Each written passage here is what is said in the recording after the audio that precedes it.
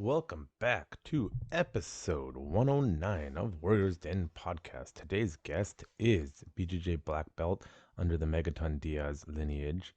It's a old school lineage of awesome martial artists and Brazilian Jiu-Jitsu practitioners. And I originally met him when I started my BJJ journey when he was a blue belt. And I can say I rolled with him after the podcast. He is definitely deserving of his black belt. Now, people join martial arts for all sorts of reasons, and I asked him about why he decided to learn martial arts and to start. And here is a little clip of the story he was telling as to why he started martial arts. And everything's going fine, but all of a sudden one of the guys goes, "Yeah, so we're gonna be taking your firewood and your beer." What? What, bro? Like out of nowhere, right? It's crazy how fast things will switch. Yeah, So my buddy stands up and he goes, "No, man, you're not taking our firewood. There's yeah, a forest right there. You can get your own firewood." We even invited him to chill with us as yeah. well. And so next thing you know, one of the guys had grabbed one of our beer bottles Mm, and smashed my buddy on the back of the head with it. yeah. And it actually cut him from the back of the head down to his neck, about a Jeez. millimeter from his artery. Yeah. I think it was 30 staples to put his neck back Did it together. break? It's a pretty chilling story. Unprovoked assault for things that ended up with hospitalization of his friend. The full story is, of course, in the episode. People go to martial arts for all sorts of reasons. However, a previous physical confrontation is one of the many reasons people do start. But before I get into it, a message from your sponsors. Thank you for listening to the Warriors Den podcast. This podcast is brought to you by Urban Tactics Krav Maga, turning lambs into lions since 2013. If you like this podcast and our content, make sure you support us in the many various ways you can. The easy and free ways start with liking, subscribing, following, and leaving a positive review wherever you may be listening or watching. You can also follow us on social media, on Facebook, Instagram at Urban Tactics Krav Maga, and Twitter at Urban Tactics KM. You can also follow us on YouTube and Rumble at Urban Tactics Krav Maga. Another great way to support this podcast, as well as our other content, is to check out our blog at www.utkmblog.com. Here you can check out our weekly curriculum, our various blog posts, and general ideas about Krav Maga and self-defense. For those of you feeling generous, you can also click on the Support Us tab and send donations our way so we can continue providing the awesome content you love. And for those who would like a little more for their money, you can check out www.utkmu.com and learn Krav Maga and self-defense online as we teach it at our school. You can check out the various levels of curriculum with monthly or annual subscriptions and learn Krav Maga so that you too can walk in peace. Small disclaimer, UTKMU is meant to supplement your regular Krav Maga self-defense or martial arts training in person with qualified instructors and is not a substitute for in-person real training. And for those of you who want to look as good as I know you feel, you can always check out www.utkmshop.com where you can check out and buy the latest UTKM merch from us. Warning, wearing UTKM merch will not turn you from a lamb to a lion. To start your transformation from lamb to lion, you must start your training journey today. Stay consistent and never give up wherever you may be. Side effects of wearing UTKM merch may be chronic bouts of kicking ass, feeling good, and learning to walk in peace. And of course, if you are in the Metro Vancouver area, come train with us in person. Sign up at www.urbantacticskm.com. I would love to help you on your journey from lamb into lion. And now, back to the episode. Okay, if you are tired of hearing that by now because you're a regular listener, well, why don't you start donating? Or you can skip. I put the timestamps now so you can skip. And for the shop, you can see I am wearing in the video, I am wearing one of our Turning Lambs into Lions awesome sweaters, limited edition. You can see kind of. If you're just listening to audio, then, well, we have video now if you have forgotten. So anyways, back to the podcast. So Matt is an amazing martial artist who's been training, very dedicated, even though I have not been able to train with him for many years due to life. He has continued his journey, and I've been watching it quite regularly on social media. and he recently during COVID started his own garage gym, which inspired me to create my own garage gym. Once now that I have a garage, if you want to check out him, you can check him out in more detail on Instagram, Sharpe Martial Arts, Sharpe_martial_arts. You can just check out there. If you're looking on the video, I'm just scrolling through it. He also teaches at Advantage Jiu Jitsu. Previously had one of the owners, Ryan, on there. So we talk about all sorts of things, his journey in martial arts. We talk about the world around us. Also, wouldn't be shocked if this video, etc., gets demonetized. That's why I post on multiple platforms. If you were not aware, Rumble, the blog, etc. Because again, I believe martial artists should be more than meatheads, and we discuss all sorts of things. Matt's journey, my journey, our history in the last few years, as well as the controversies of the world today. But anyways, here is the podcast with Matthew Sharpe, BJJ black belt extraordinaire. Krav Maga is not just a self-defense system, it is a way of life. Warriors Den is a podcast for Kravists, fighters, martial artists, warriors, politicians, and general citizens. Consider this. The society that separates scholars from its warriors will have its thinking done by cowards and its fighting done by fools. Thucydides. Your host, Jonathan Fader, talks to guests in an open and uncensored format about their fights, their philosophies, and their lives. No topic is taboo, and the conversation may start in one place and end in another. As the quote suggests, you cannot separate the warrior from the politics and the world around them, as a true warrior must be a student in all forms of art and science.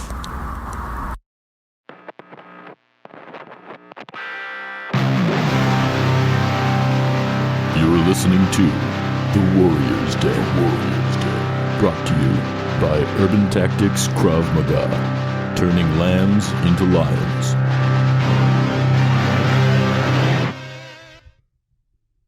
Okay, I am back in this new studio space. You can see with the camera. It took me a bit, but I am here with Matthew Sharpe, BJJ black belt, and Yes, martial sir. art extraordinaire. How are you today? I'm good, man. What's up? Cheers. Not too bad. Cheers. Just make sure you're a little closer so it's Okay. yeah. I'll move it a You'll little get closer. used to it. Yeah. There you go, yeah. So how'd you start your martial arts journey?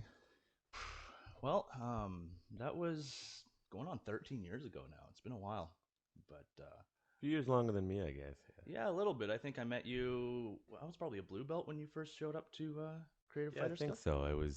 I was just back from the military at the time, and I was like, oh, jiu-jitsu and MMA from the UFC. I'll try that. I met Trevor at a bar. He was marketing at a bar. Yeah, And I was yeah. like, yeah, well, it's close by. I'll go Those to were some that. good times. Yeah. And I was training there, I don't know, 6 months or so. Mm-hmm. And then I started teaching Krav Maga elsewhere. And then it was just more convenient for me to be training there. Yeah.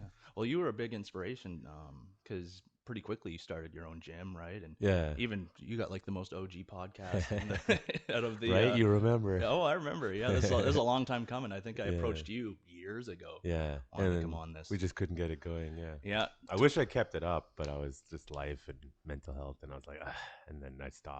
Then COVID, I'm like, I want to start it again. Yeah. Well, it's funny all the positive things that can come out of a crisis like COVID. Yeah, right. Yeah, For instance, this gym, yeah, the gym that I created, right? yeah, But yeah, back to how I started. So I trained, the traditional martial arts when I was a kid. yeah. Sorry, I'll get closer. Yeah, you'll figure it out. Yeah. I like to move around a lot. Yeah. But, yeah, I trained all the traditional martial arts as a kid. I loved it. Yeah, But I also moved around a lot, and places that I moved didn't have gyms, and you kind of just don't continue. yeah. But actually, how it happened was me and my friends were all having a bonfire underneath the Alex Fraser Bridge. Oh, of all places. We used to do that all the time. Classic old school Delta boys. Yeah. So yeah, Nowadays you'd be homeless if you're doing. yeah, exactly right.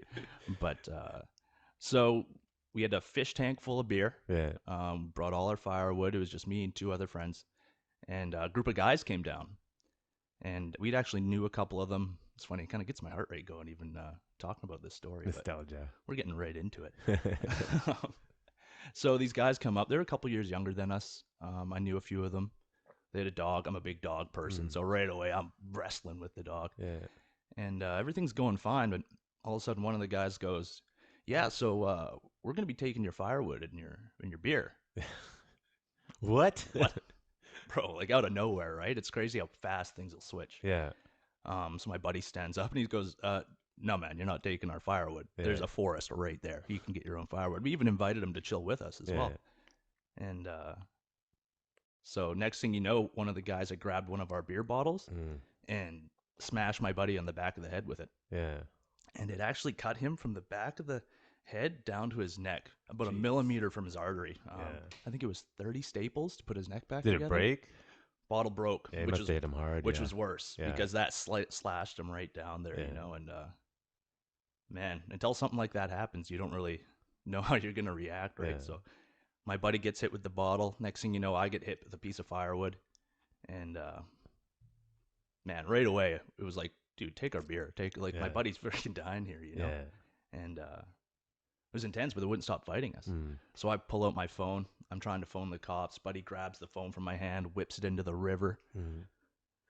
fending them off, and it's actually pretty funny. So there's a drive-through liquor store called Tidewaters. Yeah. Not many of those left, but at the time had a big window. And I was like, I gotta phone the cops, man. So I sprint off to this drive-through liquor store, and I am covered in my friend's blood, like head to toe. And it was like a horror movie, man. I slap both my hands on the window. Help me. The lady looks over and just goes totally white. Yeah. But so she calls the cops. These kids, they take off down the railroad tracks, not to be seen. We get my buddy out. My friend is alive. Derek, what up? It's good. Yeah, so could have been a lot worse. It's fun. Cops come, and it's basically boys will be boys. You know, Back in the day, we try to explain like, no, man, like they jumped us, they assaulted us, and cops go, we don't know who started it. Yeah. You shouldn't be having a fire in this park anyway. Yeah. So You broke the rules first. yeah, exactly, right. So nothing really came of it, and it was a pretty serious offense, you know. Yeah. But I mean, assault causing bodily harm is usually jail time if you get convicted. So. yeah, like I'll be honest, it was horrifying. Yeah.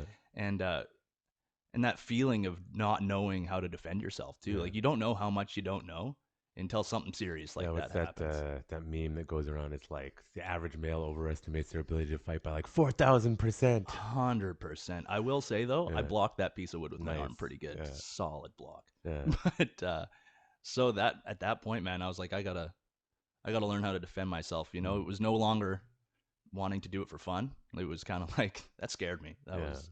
Yeah, I mean, I obviously teach self-defense for a living. I find people come because something happened to them, or they want to get ready for something specific. Yeah. As opposed to say like jiu-jitsu, people are like, I saw it on TV, I want to get in competition, or MMA. Yeah. And then of course jiu-jitsu is the mental health aspect. But I had a string of they're not students, but string of people come in. They're not going to listen to this.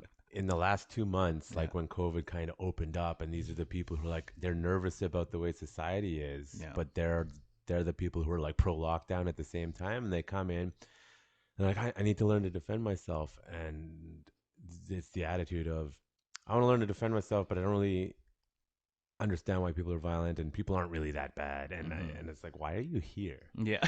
And then you start talking to people about, stories like that, about people don't care. They want something. There's a self-defense expert. He's always talking about they want your body, they want your life, or they want your stuff. Yeah. And a lot of these young, specifically more younger individuals nowadays are like, who would be so mean? And you're like, what is wrong with you? Yeah. Like, why are you here? Like, you're gonna unfortunately have to be in one of those situations to wake up and realize Well, stuff happens. I think we'd like to think that people are rational as a whole. Well, we learned that that's not true this last 2 years. No, it's definitely not true. And pack mentality, right? Yeah. I feel like that's what happened in that situation too. One guy starts it, and it becomes this pack of Follow dogs, the right? leader. Yeah. And things can go into chaos pretty fast. Yeah. So then, from that incident, where did you start, rather?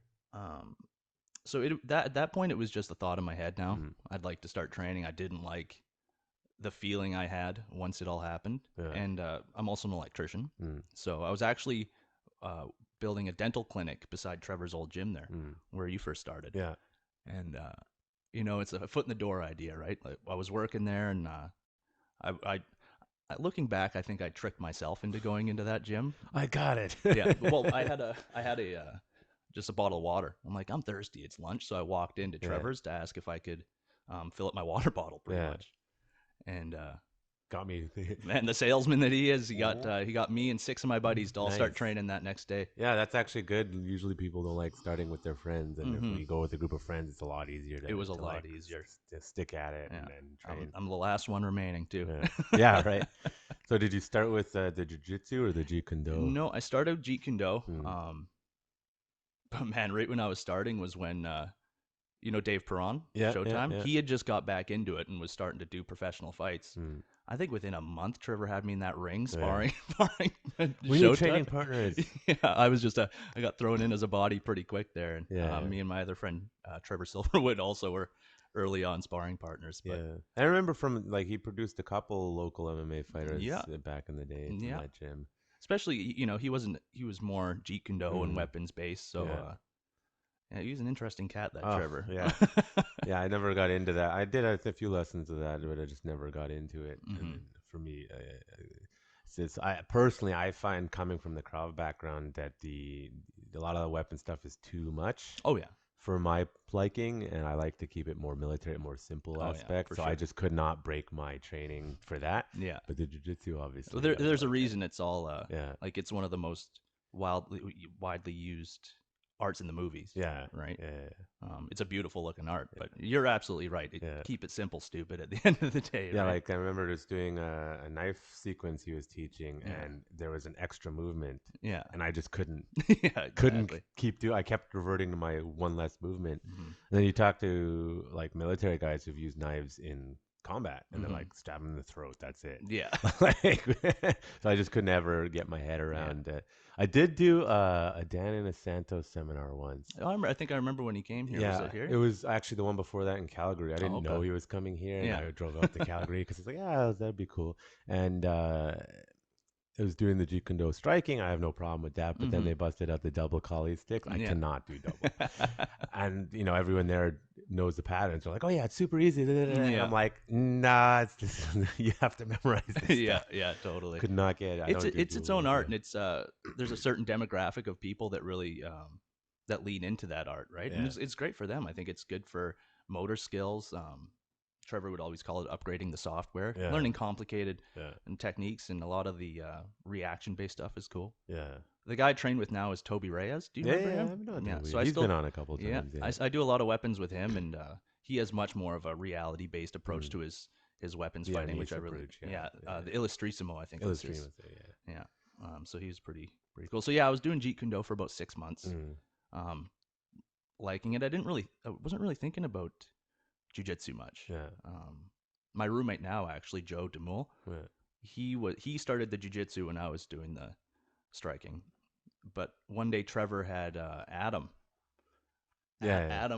little Adam, come and roll with everybody in the striking class. Yeah. And I could not believe how easy it was for like a tiny little young kid to just completely control you and dominate the situation. Yeah. Yeah, I mean, I remember when I went, I was going to lunchtime, kind of open mat. They weren't really classes. Yeah. And at that time, it was like purple belts and up, when, not many gyms were around for jiu-jitsu. And there was more old school. And it's just going from like, okay, you're rolling and getting smothered by purple belts and 200-pound guys for like 6 months straight. And then I got over my claustrophobia pretty quick. That's true, yeah. You learn to enjoy being uncomfortable. Throw to the wolves and then go. But I remember, because some of those guys were like black belts before anyone, even the owners of the other gyms locally were even black belts. What's the oldest lineage in Western Canada, right? Yeah. A lot of those guys you were training with it's like Brock and Ryan and all those black belts now. Now they have the advantage, which you're repping. Repping the advantage, Yeah. So where did obviously you're a BJJ black belt now, but when did that transition sort of... Was it just you? Once I started rolling, it was pretty much done Game from over, there. Yeah. I still done striking. Like, I've lived in Thailand for a while, did Muay Thai. I really do enjoy the striking and the weapons still, but there's just something about jiu-jitsu, man. It's It's I think it's because you can go like pretty close to 100% Mm-hmm. relatively, depending of who the person is, but relatively safely, and you can just burn your energy and really work through the chess moves of jujitsu. While other stuff like Krav, you can't really go No, 100%. It's no, not gonna work. especially not boxing or kickboxing, Yeah, right? You have to have a lot of control, yeah, which is why I love the ties so much because yeah. they have this beautiful way of sparring where they don't even need to wear gloves or anything. Just They're touching playing. each Yeah. other, making noises. It's You know, it's, and I teach that with my students because I'm like, they have to learn to spar. We do it with face masks and MMA gloves. mm-hmm.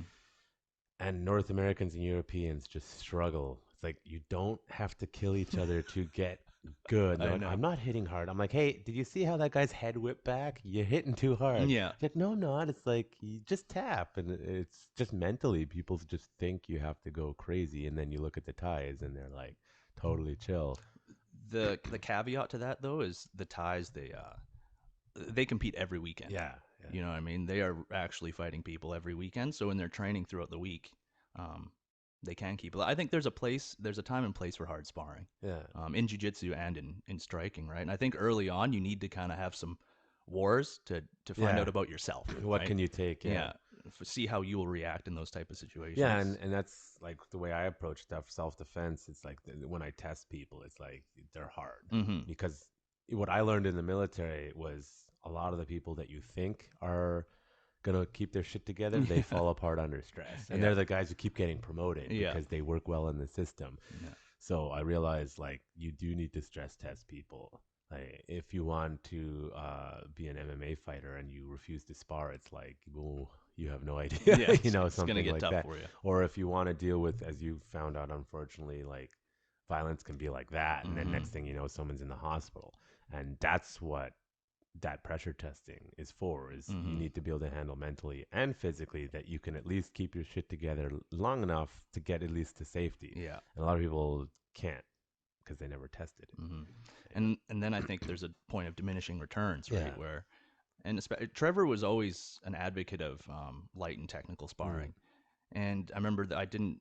You know, at the time, you'd go and hear other gyms and train other places, and all they were doing was kicking the shit out of each other. And so you start to not trust, like, is this the right way to train? Should I be beating the shit out of my training partners? Yeah. And I think it's proven itself over time. And you see with the higher level MMA fighters now, they are bringing it back a little bit. They're Yeah. not sparring each other super hard. You hear people who don't even really spar Yeah. during camps now. Yeah, I think I can't remember who was like, I know I can fight. Yeah. I think it was Max Holloway. Max Yeah, Holloway, he's yeah. like, I can fight. I don't need to do it anymore. Like, Mm-hmm. and I think it's the realization of CTE and the head trauma. Mm-hmm. Once you know you can do it, then it's just once in a while. Mm-hmm. Um, And the reality is when you're fighting for your life, you don't get to work on anything. yeah, It just is you're brawling, right? And you're seeing these guys like Max Holloway and doing the equivalent of positional sparring yeah, in striking, right? Which is huge. yeah, If you look at the best jiu-jitsu guys, and it's a lot of positional sparring and like actually,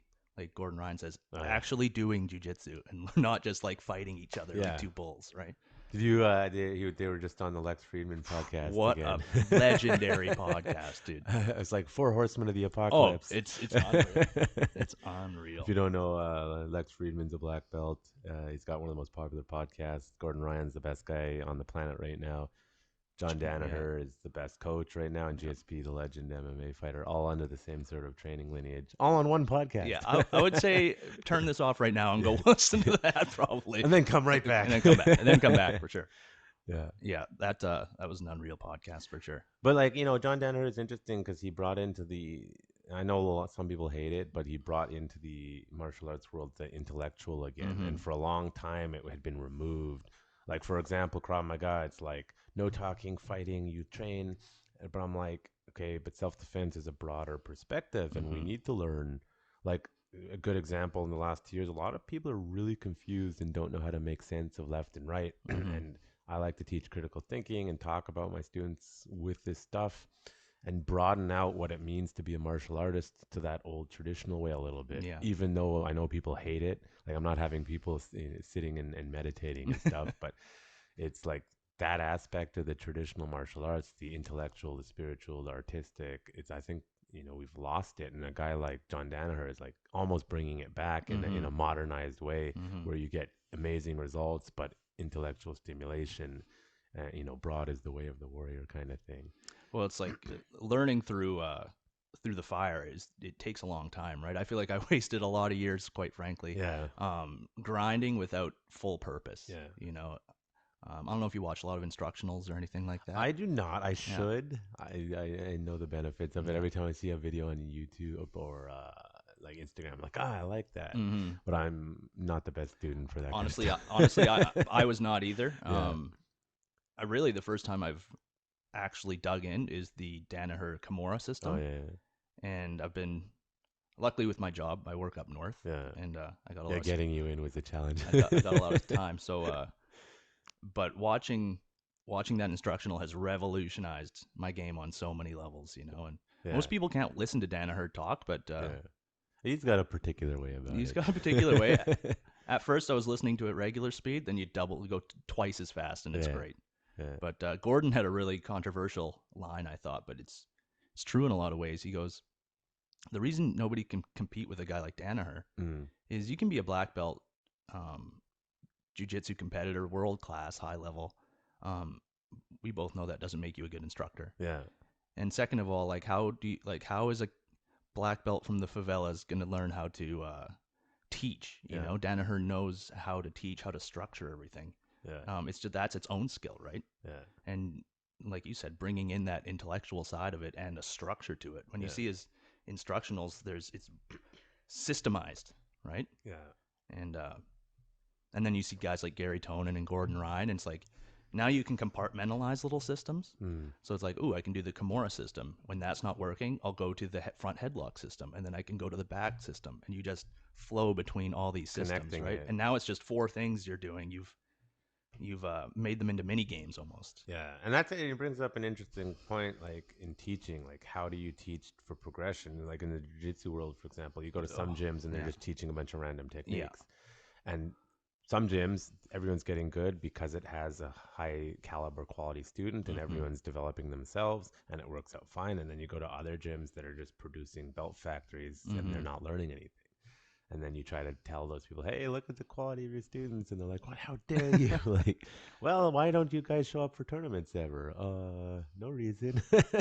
It's tough, right? As the instructor too, and when you're trying to run a business in a gym, unfortunately, the most efficient way to teach, it requires dedicated students who are showing up multiple times a week. That's the hard part. And it requires going over the same things over and over again. And that a lot of people don't like that. You know, a lot of recreational people, they get bored right away. You can see it, and you can see them in their eyes, right? Yeah. So try teaching Krav Maga; it's worse. Yeah. Super simple, repetitive. Yeah. My white belt curriculum's every 6 months. It's the same. Repeat. Exactly. Repeat. And I see how instructors fall into that loop of I want to show a cool technique each time Yeah. But the reality is that's not going to produce the highest level jiu-jitseros or whatever. Yeah. So that brings up a question: how? Because obviously you're teaching out of your garage and also at Advantage. And Advantage, the shirt represent. So how did the teaching come along? Did you start with jiu-jitsu or was there? Because I know you dabble in a little bit of all this stuff, right? So how I started teaching was at the Creative Fighters Guild at Trevor's, and I was going to the fundamentals class. I think I was a purple belt. Yeah, I was a purple belt. Still one of the last higher level guys going to the fundamentals. And I don't know if you remember one of the black belts, Jeff Blossom. Is that the guy who passed away? He's the guy who passed away. Yeah. And so I was probably his most dedicated student at that point, and he was going to his fundamentals classes. Yeah. And once again, looking back, I remember there was a moment. For those that don't know, Jeff passed away of colon cancer. But I remember one day he was a big, strong guy. Oh yeah, I remember. And I remember one day rolling with him, and I could move him, and I was like, he felt like he's either having an off day, but his strength seemed to be gone. Yeah. And I remember noticing that, and then Trevor one day asked me if I could cover the class, because Jeff wasn't going to be in. That turned into 2 months. And then, sure enough, when Jeff was ready, he told everybody, and it was a beautiful thing. He came and taught one more class right before he died. So it's a bit of a sad story of how I actually started teaching, but I kept going from there and taught for, I think, 4 years, the fundamentals program at Trevor's. Yeah. And That would have been, is that 4 years ago, or is it, because he closed recently, It ended right? right at, Yeah. well, basically COVID was Yeah, when when the first shutdowns happened. I yeah, think Trevor moved to all teaching online. He's doing really cool things, yeah, doing online teaching now, but I think he's over the brick and mortar yeah. It's tough. Why, business. I actually, side note, I went virtual, like a lot of people, but Hmm. my students are like, no, I don't want to do that. It's tough, and even Trevor, he was teaching Zoom classes, Yeah, and like I'll be honest, I didn't do them yeah. either. It's just it wasn't. It's not martial arts Yeah. if you're not Well, kicking I each think other. I think I was being a little sour too, right? Because Mm, everybody was grumpy when all the gyms shut down, yeah. you know.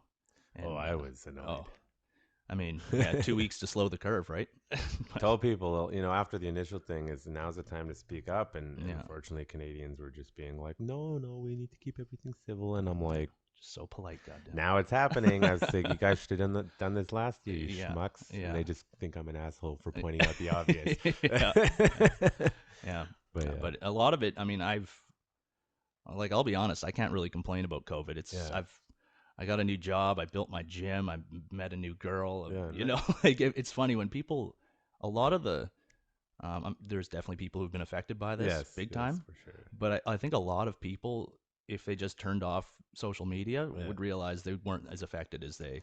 Oh, Like, yeah, I I know. can't go to bars. Like, I don't really go to bars anymore anyway, you Yeah, know? it was actually funny you say that. I was talking to Dayan Kaij. He was training with us yesterday, and he's like, anyone who came out of this thing better is a fucking psychopath. Like, he's joking. And I was like, but I came out of it better. Yeah. It's like, I was dating my then girlfriend, but we got married, we Hmm. got this place, pivoted some things. And it's like, that's, as annoying as it is, you got to pivot. And I didn't, up until certain passports were introduced, I was living life pretty normally, except for Yeah. the Zoom classes. So, because I wasn't scared to go places or do Hmm. anything, and just keep healthy, stay home if sick, standard stuff that works. And nothing, I actually enjoyed the no traffic, and Yeah. the lack of training partners was a bit annoying, but, you know, spoiler alert, most of the gyms here, I would say 70% of the gyms in Metro Vancouver, they weren't being total tools, and I mean that, Hmm. were open anyway. Totally. So we Yeah. got some training in here. Put some put some paper on the windows and just keep Yeah, going, right? yeah. Take So a few complaints here or there. yeah, and Honestly, it was kind of fun. Like, yeah, underground fight club. yeah, it was like a yeah, it was like a old school speakeasies. It Yeah, was like a jujitsu speakeasy, right? yeah. It was a little tough at first, and then my students, after about 4 months, started feeling a bit more comfortable training a bit, and then Hmm. it was like dancing around the rules, and then all the people complaining who chose to stay closed. And Well, it's like, well. it's funny. Even like so, this new variant is like Mm. unquestionably way more contagious. I might have had it. Yeah, I might have been in quarantine for 5 days up at work. So Yeah. that was fun. Yeah. But so yeah, it for sure spreads way more than Yeah. everything else. It was barely a head cold. Yeah. But what I did find is, when it was spreading more, less people showed up to the classes because Yeah. some people were worried about it. Yeah. Guess what? Personal autonomy. Mm. It started to spread. People did the right thing Yeah, on their yeah. own. Stayed home. So they stayed home. Yeah. It doesn't need to have all these rules. People will do that Yeah.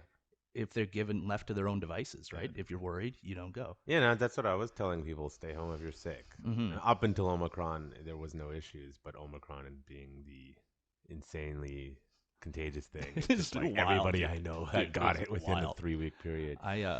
So yeah, like I said, I work up at a camp up north Yeah. called Kamano. And first of all, everybody has to be vaccinated to work there. Yeah. Not company policy, but we fly. Yeah. So to fly, you have to have it. Hopefully that'll go away. Funny soon. loophole. They're like, we're not making you do it, but Yeah. Yeah. And By default. so first of all, we all have to be vaccinated. Mm. Second of all, we get tested at the airport before we leave, and then we get tested 3 days later. Yeah. So quite a lot of plus social distancing, Yeah. all the rules that they Yeah. do, right? Doesn't matter, right? Yeah. So this last run, I worked 2 weeks on, 2 weeks off. Mm. Get there, working night shift. After the end of the first night, I'm like, kind of feeling a little funny. I mean, I Yeah. just tested negative, Yeah. and it's just a little bit though, For me, it was when I got out of the shower, I had a chill. Yeah. I was like, hey, that doesn't feel right. So I had to tell my boss, instantly test me again, Yeah. test negative again. Yeah. But how it works there is you then have to quarantine in your room for 48 hours. Yeah. And then test again. And what this means is they literally lock you in your room. Yeah. And serve you 3 meals a day. Prison time. It was legit prison time, dude. It was wild. Yeah. I was doing prison workouts. I was eating steak with my hands. Yeah. Like it got to the point where at 6:30 in the morning, I could hear the guy who brings the food coming down the hallway, and I'd be waiting at the door. Give me food. Like a feral animal, dude. And then what they do is they knock, and they put the food on the ground, and they back away. So you open the door, you grab the food really quickly, and you fucking eat it really fast. Yeah. But so anyway, 48 hours go by. I'm feeling fantastic. Yeah. Thinking, okay, time to go to work. And then you test positive. Test positive. And he's like, hey, 3 more days in Yeah. quarantine. Holy. Yeah, right.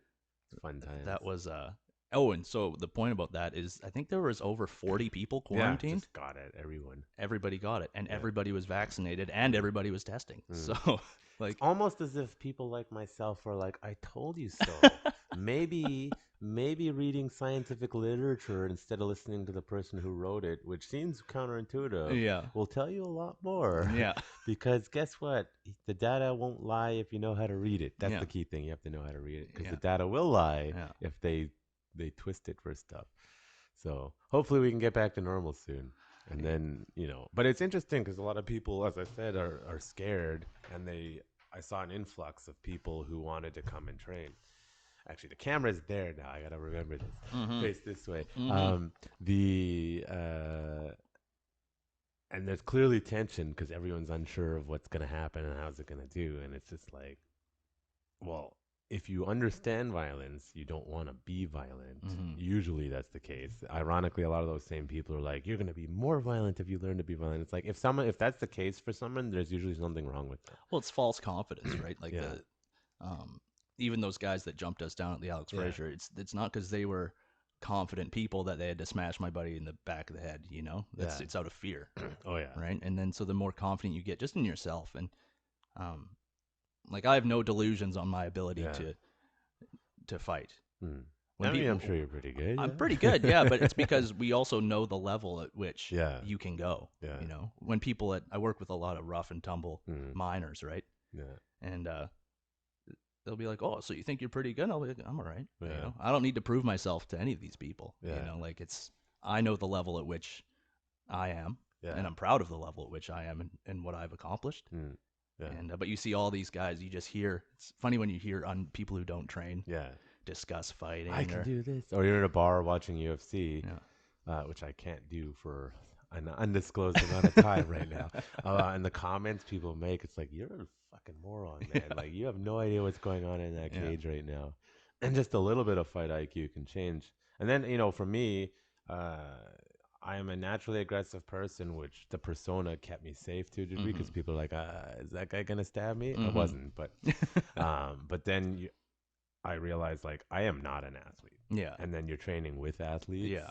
And I can hold them off, but it's like there's levels. And then you realize I really don't want to have to fight some 300-pound athletic monster on the street if I don't have to. No. Because that's a nightmare. And, as a smaller guy, it's like that is where, like, that self-defense mentality is. If I have to fight, it's going to go past the line that is comfortable for most people. Yeah. And I don't want to if they're a 300-pound monster. Yeah. It's not a game for me. Yeah. I'm not looking to test myself against this stranger. Yeah. Like, if it's going to happen, it's not going to be fun, right? Yeah. And I know people still are like the athletic guys, and like, oh yeah, and it's like, man, you're gonna run into someone who is better and faster, stronger than you one day, and you will wake up. Everyone wants to be the GSP or the Khabib, and it's like that's 1 in a billion. Okay, most MMA guys, for example, don't even get into the big leagues. So you have to realize, like, the level of capability is a very different thing. Maybe 1% of people who train MMA get a contract. Or it's probably more than 1% because I guess a few thousand. Maybe on the local scene. Yeah, on the local scene. But on, like, say, I don't know, at any given time, there's 5,000 people globally, 10,000 people maybe training professional MMA. Yeah. Probably more. I'm just throwing numbers out. But, isn't that what we do in society now? Right, just throw numbers? But, like, the UFC roster is like 200 people at any given time. Yeah. So maybe, let's say there's a couple thousand former and current UFC contracted fighters, and maybe another couple thousand former and current one championship fighters, and like that's it. to make it into that kind of level of fighter. Yeah. And then, you get the guy who's, amateur, good amateur. You can beat up the average person. And then you get like your gym rats. And it's like, you just don't know what you're going to run into with somebody when you're training. And even say like I've competed in jiu-jitsu a dozen or so times, but to take an amateur MMA fight, it's like you don't play MMA. No. Like getting punched in the face. Well, I've always had a career the entire time I've been training. Yeah. I'm a recreational martial artist here. I have another career that I do. Yeah. And you're dealing, if you go take an amateur fight, you could be dealing with a guy with nothing to lose, who's broke. Yeah. He's probably on Anavar and really has something to prove to me, you know? So it's like you got to know what you're getting yourself into. It was funny, my my black belt coach, Mike Hansen, it's almost second Dan now. He's been doing martial arts for years, and he wants to now in his, I think he's almost 40 or early 40s, wants to do his first amateur fight. Oh, yeah. And they're just talking like, you're going to have trouble finding a opponent because they're going to be like, wait, he's been a black belt for how long? Yeah. And he can fight other ways too, but I'll just leave it at that. Yeah. So we're like, he just wants to do it for the sake of like, I did it. I'm a coach. I did it once. I have huge respect for that too. Like, yeah. But so that's like you could be a guy, your first fight, and you're up against a guy like him. Exactly. Or you could be a guy who's like, I've been training like 6 months and I took a fight. Even jiu-jitsu, you go and do a comp. You go do a jiu-jitsu comp, and you run into a wrestler who's been wrestling for 15 years. I've run into that. Oh, yeah. I did purple belt, and this guy had been wrestling for like 15 years. Yeah. And he was like a purple belt in jiu-jitsu, and he came up a weight class and just fucking steamrolled everyone. I was proud of myself because I gave him the hardest time, but his speed was too much. Eventually, I had to tap because I'm like, I cannot keep this pace. Yeah. He's like, oh, I'm not. I hate it when people do that. They're like, oh, I'm the white belt in jiu-jitsu, and I'm rolling with them. I'm like, what kind of training you know? Like, oh, I did wrestling or sambo or something. I'm like, God damn it! Like, you're not a white belt grappler. Be honest. Yeah, I know. I don't know if you're being modest. I did competition sambo for 10 years. Yeah, I ran into a guy once that did that. And white belt, I'm like, you're not a white. I'll tell them, I'm like, listen, you're not a white belt grappler, so you need to be honest with people. It's not nice if you go with a real white belt and you destroy them. It's horrifying. And a lot of people have they're like, no, but I'm a white belt. It's like, I understand you're being respectful. You're a white belt BJJ practitioner, but you're not a white belt grappler. Like, bro, Khabib's a white belt. You saw him wear the white belt. Yeah. You know? And that guy's a monster. Yeah. So it's actually interesting, Danaher talking about Khabib versus GSP. He's trained with both of them. He's trying to be like soft. I felt like he was leaning on GSP would win that fight. Yeah. Soft, subtly. But it's, that's the highest level. I'm sure even I would get smashed by either of those guys. The Russians are really interesting, it's do you know Islam Makhachev? Yeah, as a fighter, not personally. Yeah. You're not friends? His finish against Dan Hooker was fucking awesome. Yeah. I was so stoked about it because he used pretty much the exact Danaher Kimura system that I've been working on the whole time. And it's funny because they'll get all the credit to sambo or to wrestling. But if you watch them, they're doing full grappling, jiu-jitsu, everything, these Russians, I think they grew up like the Americans. They have a really amazing wrestling program. It breeds athletes and really explosive mentally tough guys. Yeah. But it's like with all the martial arts, you put too many rules onto things, and it's gonna stunt your growth at a certain point. Yeah. Well, also it's like the sort of pattern recognition of martial arts. So if like some of the Dagestani guys, the way they wrestle, a lot of it is actually like traditional step wrestling or mixed in with stuff that you just wouldn't see here. It's kind of like the when Danaher reintroduced lead locks into modern jiu-jitsu, but that stuff had been around forever. And they are actually talking about on that podcast. It's like, imagine what was in the Library of Alexandria regarding pancration, and what is there any techniques that we still haven't relearned? 100%. Yeah, probably. And it's like, if you're training with your guys that you always train with, and you get used to the certain patterns that they know how to move, and then you go train at another gym, and you're like, either you're dominating them or you're getting dominated because you don't recognize the patterns. And so a lot of those guys, other than the fact they're a little psycho in Eastern Europe, the way they grow up is creates mentally tough people. They're doing patterns that the other people are not used to sometimes. Now, of course, then if you do like the Kimura lock system, that works It all consistently. translates, yeah. And then once it works, it is a matter of the competitor themselves who can keep the pace the longest. But I find that often happens. I think Lachlan Giles was talking about this, like in his gym, bronze medal ADCC champ. In the open class as a tiny guy, and he's like, my guys can stop my game, but when I go to other gyms, I'm like catching everyone because they just don't know how I move. And that I find, from a self-defense perspective, that is the thing that people don't understand. It's like that untrained guy might do something you're completely not expecting, and unless you're trained to deal with random crazy, they can be the most dangerous, right? They're not going to throw a straight jab that you can parry. They're just like doing some they random swing shit from the hip out of nowhere, right?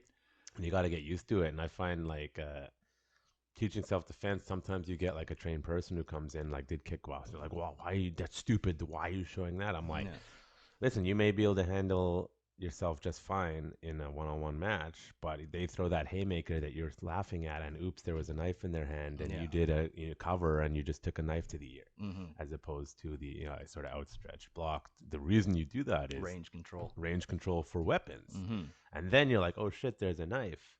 Would I do that against a trained kickboxer throwing a close hook? No, I'm going to get smacked in the face probably. But understanding the nuance difference of how people attack differently, the mental space, the patterns, and the severity of the repercussions of getting stabbed. You know, people a lot. You hear this a lot. Like, why am I going to train? I'm not going to get in a knife. I'm not getting in knife fights. Why should I train with a knife? In my opinion, if it happens once, and you just get out of the way, wasn't it worth it? Like it's the severity of the repercussions is so high with knife fighting. And it actually brings me back to these students. They're not students. This mother brought her two sons in because their neighborhood is getting more violent. It's like Maine somewhere downtown. Oh yeah, Vancouver's collapsing into itself. There had been several unprovoked attacks, more than normal. And the kids are just like, I don't understand why someone would attack someone unprovoked. That's kind of where I'm coming from. And then I'm doing my shtick because I'm like, guys, you need perspective. Techniques are useless for you. They didn't like it. They got annoyed at me. Then they didn't come back. But it's like, in the end, I'm just like, why are you here, to the mother? And she's like, well, because they're more violent thing. I'm like, so literally they came because your neighborhood is getting more violent, and your two idiot sons, yes, they're idiots, are like, no one attacks people unprovoked. It's like, did you talk to your mother about why you're here? You idiots. And they thought I was a crazy person, but I'm like, man, you're gonna need something bad to happen for you to take your head out of your ass and realize. and that goes back to, it's hard to be an instructor, man, because a lot of the right answers to there is spatial awareness, distance control, know your surroundings. Don't put yourself in bad situations. Those aren't the answers people want to hear. No, well, especially the climate. Luckily, the climate's dissipating, but it's like the dark alley question, and it always comes down to like, hey, just so you're aware, if you go down that dark alley, regardless of how you're dressed, someone might attack you. Well, they shouldn't attack me, but they did. Because you made yourself a victim. You're victim blaming? No, that's just how violence works. How dare you? And it's like, oh man, the last few years have been annoying as hell for me. It's just how violence works. Stop getting into it. And you need to go out in the world and see that to really understand it. You know? I was when I was living in Thailand, we had just left a hostel, and two local Thai guys got into an argument. And one of the tourists staying at the hostel tried to break it up and got stabbed and died. So it's, once again, like, know where you are, know what your surroundings are. What culture? I talk about that a lot. Like, what's the culture where you at? And it's not like the wrong people be like, that's racist. I'm like, no. You need to know where you are, because a good example I have is calling someone a son of a bitch. In English, most of the time, it's like, hey, dick, shut up. But in some cultures, if you call a son of a bitch, they take it personally and they will try to stab you. And like in Israel, I saw it, and they didn't stab the guy. Just because I'm thinking in English, and I'm like, Ben's or not, it's son of a bitch, and they're like, motherfucker, and like immediately, and you're like, huh? Because over there, and I saw other people knock someone out for that kind of behavior. Now, if it had been in the street, in a culture like in Dagestan, you're getting stabbed. Exactly. Like, you are getting stabbed. So I think even Canelo was fighting Caleb Plant. Yeah. And I think he called him a son of a bitch. Yeah. And Canelo just cracked him in the middle of the press conference. Because, to Westerners, we just, like, that's just kind of a word you throw out, you know? So were you in Thailand just to learn Muay Thai or to expand on your Yeah, game? I knew a lot of friends who had just traveled around there and stuff. But yeah, my goal when I went there was to go train jiu-jitsu. They have a lot of good jiu-jitsu programs and find a Muay Thai gym. Yeah. So, Something I just wish went I on, did, went but on a never great did. adventure, man. Yeah. It was. Were you in India for a while as well? I also lived in India for a few months. Yeah. Set up that gym there. That was pretty cool. Yeah. I saw that and I was like, oh, that's cool. He's Yeah, it bringing was- the martial arts. Yeah, Punjabi jiu-jitsu, man. I was Nice. trying to set it up. How was that experience? It was a different universe, man. Yeah. It was unreal. But those little farm boys are Yeah. the strongest Oh, yeah. dudes I have ever met in my life. Yeah. A lot of big boys over there. Farm strength or old man strength, Yeah. the traditional, if you use your body. Yeah. It will affect your longevity, but you're just Yeah. constantly using your body, you get super strong. They loved the wrestling, man, because Yeah. well, they have kabaddi. Do you know what kabaddi is? No, I haven't It's heard of kind of like it's a Punjabi sport that's kind of like I'm gonna butcher trying to explain this, but I think it's like capturing the flag. We got two teams, and then somebody runs into the middle to grab the flag, and then everybody tries to stop. Essentially, it's just like Red Rover tackling the crap out of each other. And it's huge here. You can make millions of dollars in Surrey as a professional kabaddi player. Yeah, super interesting, but it's very wrestling that. oriented. Wait, so in Surrey, you can make money doing it? Oh yeah, it's a huge, huge sport. Never would have heard Yeah, of it. kabaddi. You check it. We'll check it out. Yeah. We'll get young Jamie to pull it up. In my empty room. Yeah. Yeah, that would be nice. So they took to the wrestling Yeah. really well. I mean, there was at points where all their parents were there, all the kids were there. The parents would like want to come in and wrestle with me, and Yeah. Well, you know, there's, often the origins of martial arts, it's hard to say because, you know, the modern ideology, it came from Asia, but there's a lot of evidence to suggest a lot of it came from the Greeks, actually. Yeah. Right. Now, there were civilizations in India and China at that time, but there is not that much evidence of like comprehensive martial arts until the Greeks showed up. And then it seems now the question is that simply because the records were lost, or is it simply because they just didn't need it? And it's interesting to think because pancration that from the Greeks is mostly wrestling based, and then obviously the Indians started developing stuff. I think at the end of the day, it's such a natural movement. I find if people, especially new people, white belts, just get out of their own way, they'll actually start doing techniques that they've never been taught. Clinching up and stuff. Clinching up or naturally going for underhooks. It's like if you watch two bears in the wild wrestle, like they're going for underhooks. They're shucking them over to try and take the back. Like it's. They also do the nut punch too. There's that one. The splits in the nut punch. Yeah, I saw this video of this bear. He's playing with some water hose and it comes down and smokes him in the groin, and the bear just like drops, and it's just like it works. Classic. Yeah, and you know, you see in nature wrestling, they wrestle a lot. Underhooks, overhooks, even barambolos you see with some animals. They roll under like cats and stuff. Roll under. Totally. Barambolos. Believe it or not, very natural technique, you know? Unnatural for us humans. But Yeah. natural. I still can't cats, do them for properly. cats, it's pretty good. Yeah, I tend to not go in those directions. Yeah. In jiu-jitsu, I do try and avoid techniques that,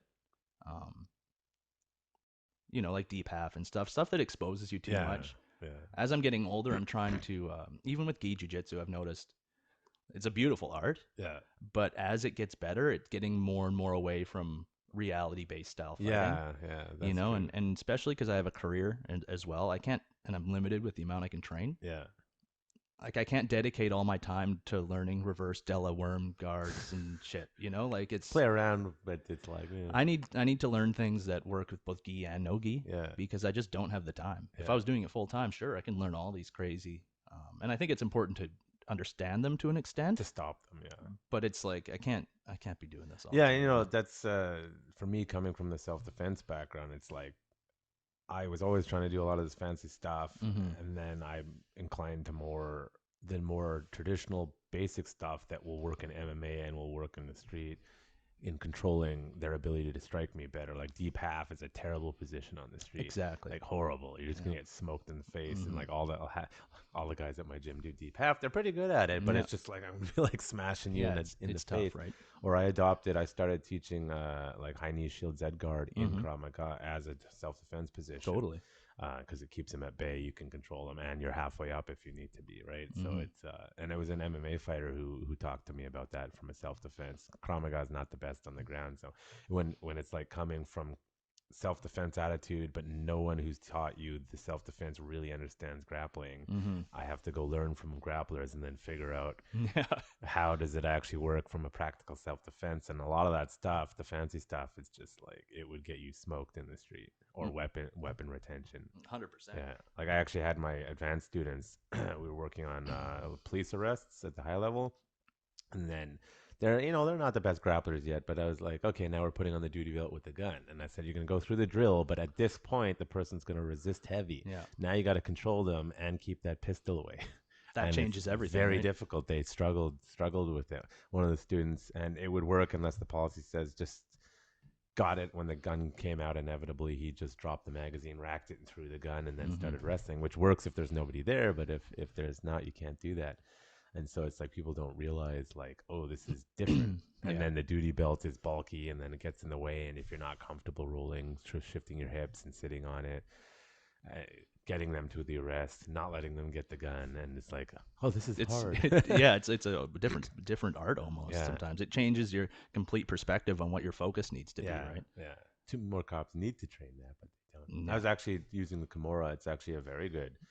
When you're absolutely in the crossbody position, you get the Kimura grip. So you're in side control, crossbody, cross Kimura, and you can reorient them really quickly back into an arrest position.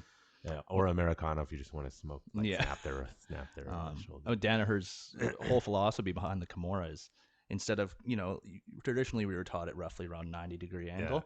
His whole concept is getting it all the way behind the back. And once it gets behind the back, even a much stronger person, you've lost all your control there.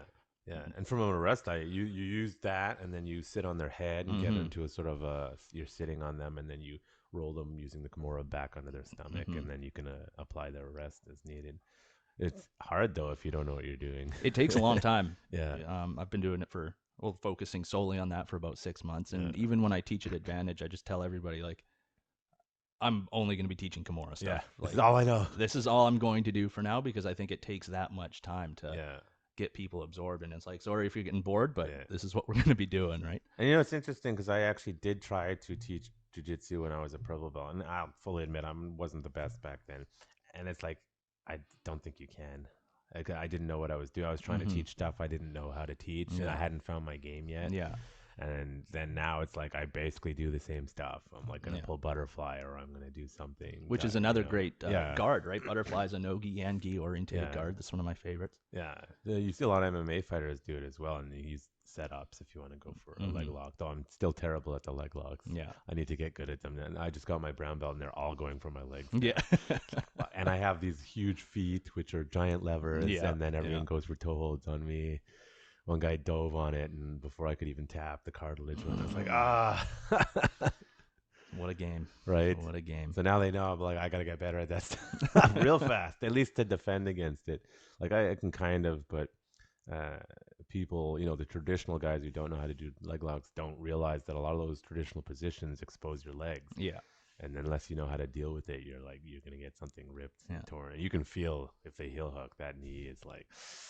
I do find what I've found, because I spent a while, our gym went heavy on the leg locks, and I really got into it. I went to a few seminars with Matt and Rob Bernacki and stuff.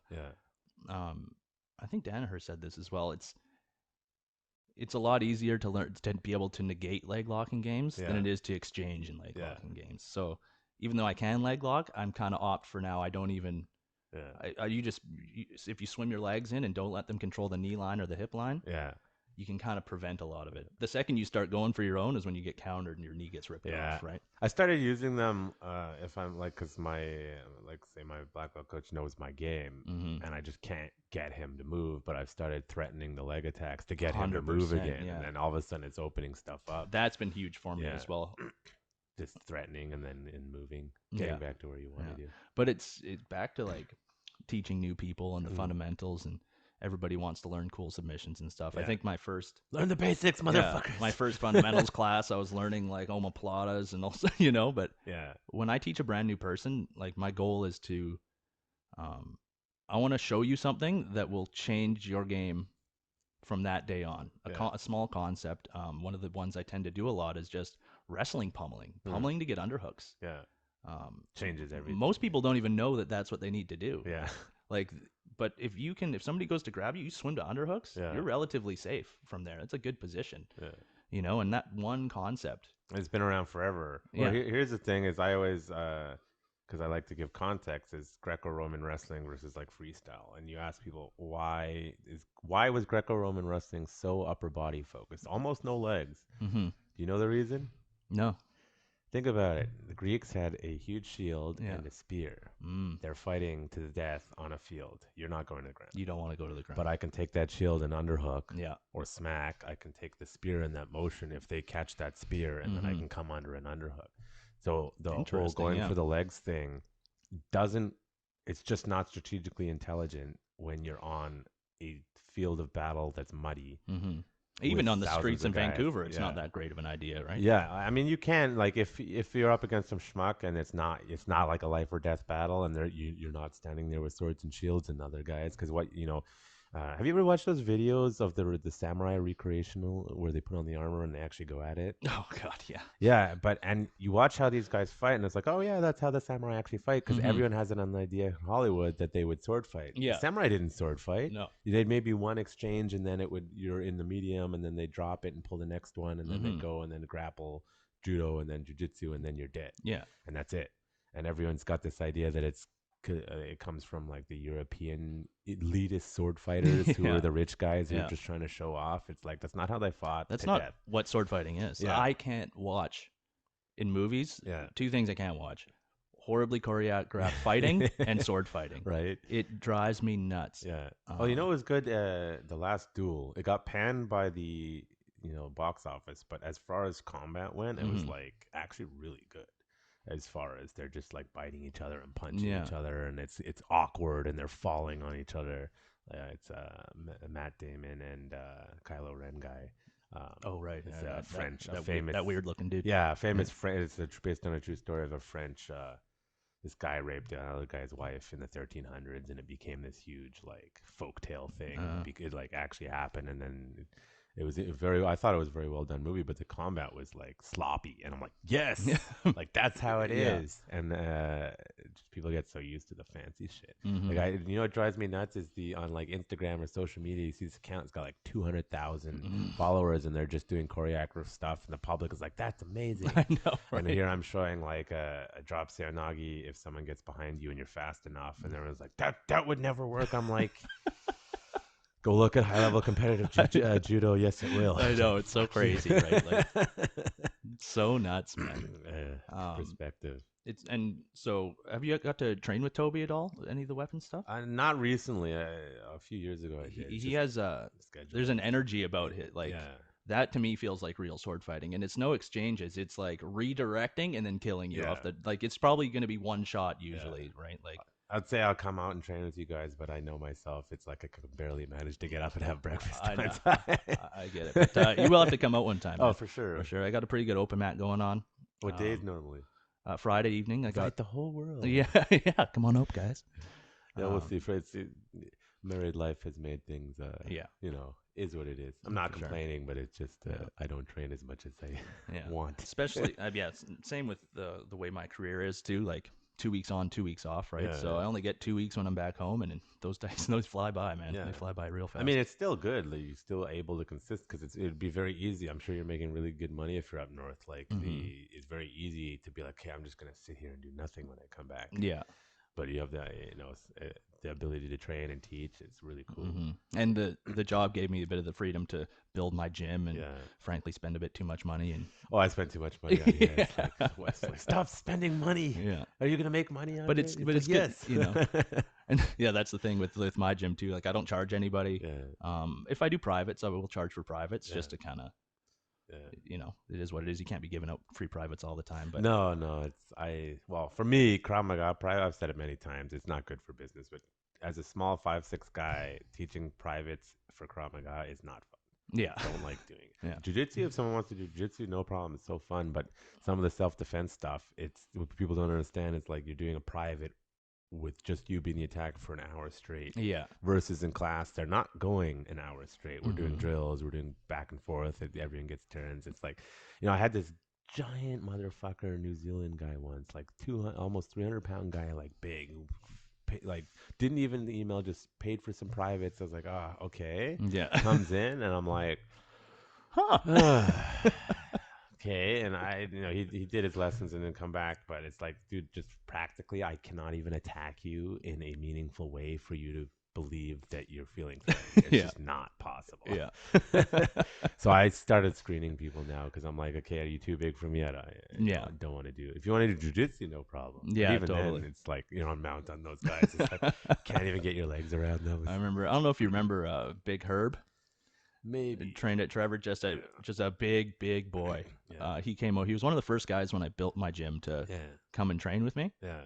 But I remember we're rolling, and he's full mounted on me. I can't get out. I'm being smothered. Yeah. And I just had this thought of like, I could be murdered in my own gym right now. I could kill you. He could probably have just killed me at that moment. Well, there's a big guy I train at his purple belt now, and he's about 6'4", like 240, big Scottish guy, and it's like, luckily he's not the most athletic, so I can keep him at bay a little bit. But I remember when he was a white belt, and I could still do stuff to him, and now it's like.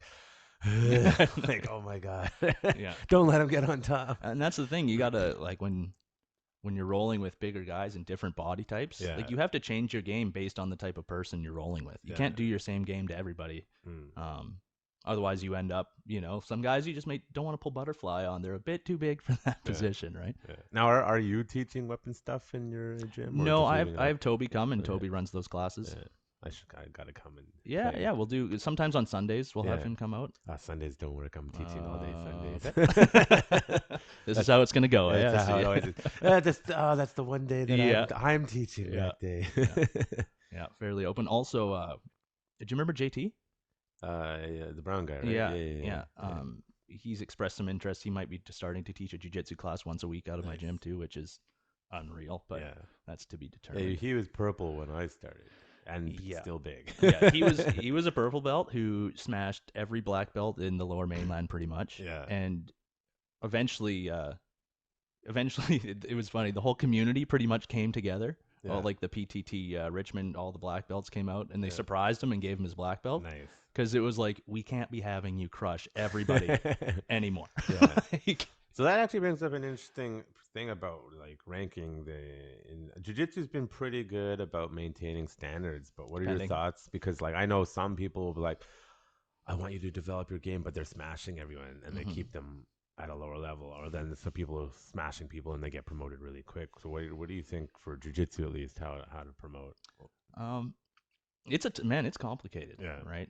I tend to believe personally, it's a personal journey for a lot of people. For instance, we have an older couple that has trained with us for a long time. Yeah, I think I remember that. Yeah. And she's not going to be able to smash everybody. Ever, right? She's getting older, but the dedication she's shown, like she's always watching instructionals and questions, and it's like, does that woman not deserve her black belt because she can't tap people out? It's very subjective. I do think it needs to. It's tough, right? Because you also don't have to be good at everything to be really good at jiu-jitsu. Like I don't do barambolos. Should I not? I think it's impossible to be good at everything. Exactly. Well, in fact, a few guys, you kind of only need to be good at 3 or 4 things, and you can be really good at jiu-jitsu, right? So, I think, how the old school way was just don't promote them forever, and then by the time you do, they're ready. So until you're crushing everyone at your rank, you don't get promoted. But like honestly, I wasn't expecting to get my black belt. I thought I was gonna, especially because COVID happened. I was thinking like a couple more years before I got my black belt. But I think there's steps. I think you need to start teaching, like that has to be one of the processes. I think you got to face adversity, get injured, recover. It's such a long process that you must get injured. Well, you're going to. It's interesting. Like I got my brown belt my coach was like, but then his coach was like, why isn't he a brown belt yet? And then it's like, okay, fine. And it's like, and it's like this, the mental space is like, because there's some fucking good guys Oh, yeah. at Budo Burnaby. And it's like, I'm not offensively as good as I wish I was because I can't put in the time. Well, can't is a strong word, but it's life.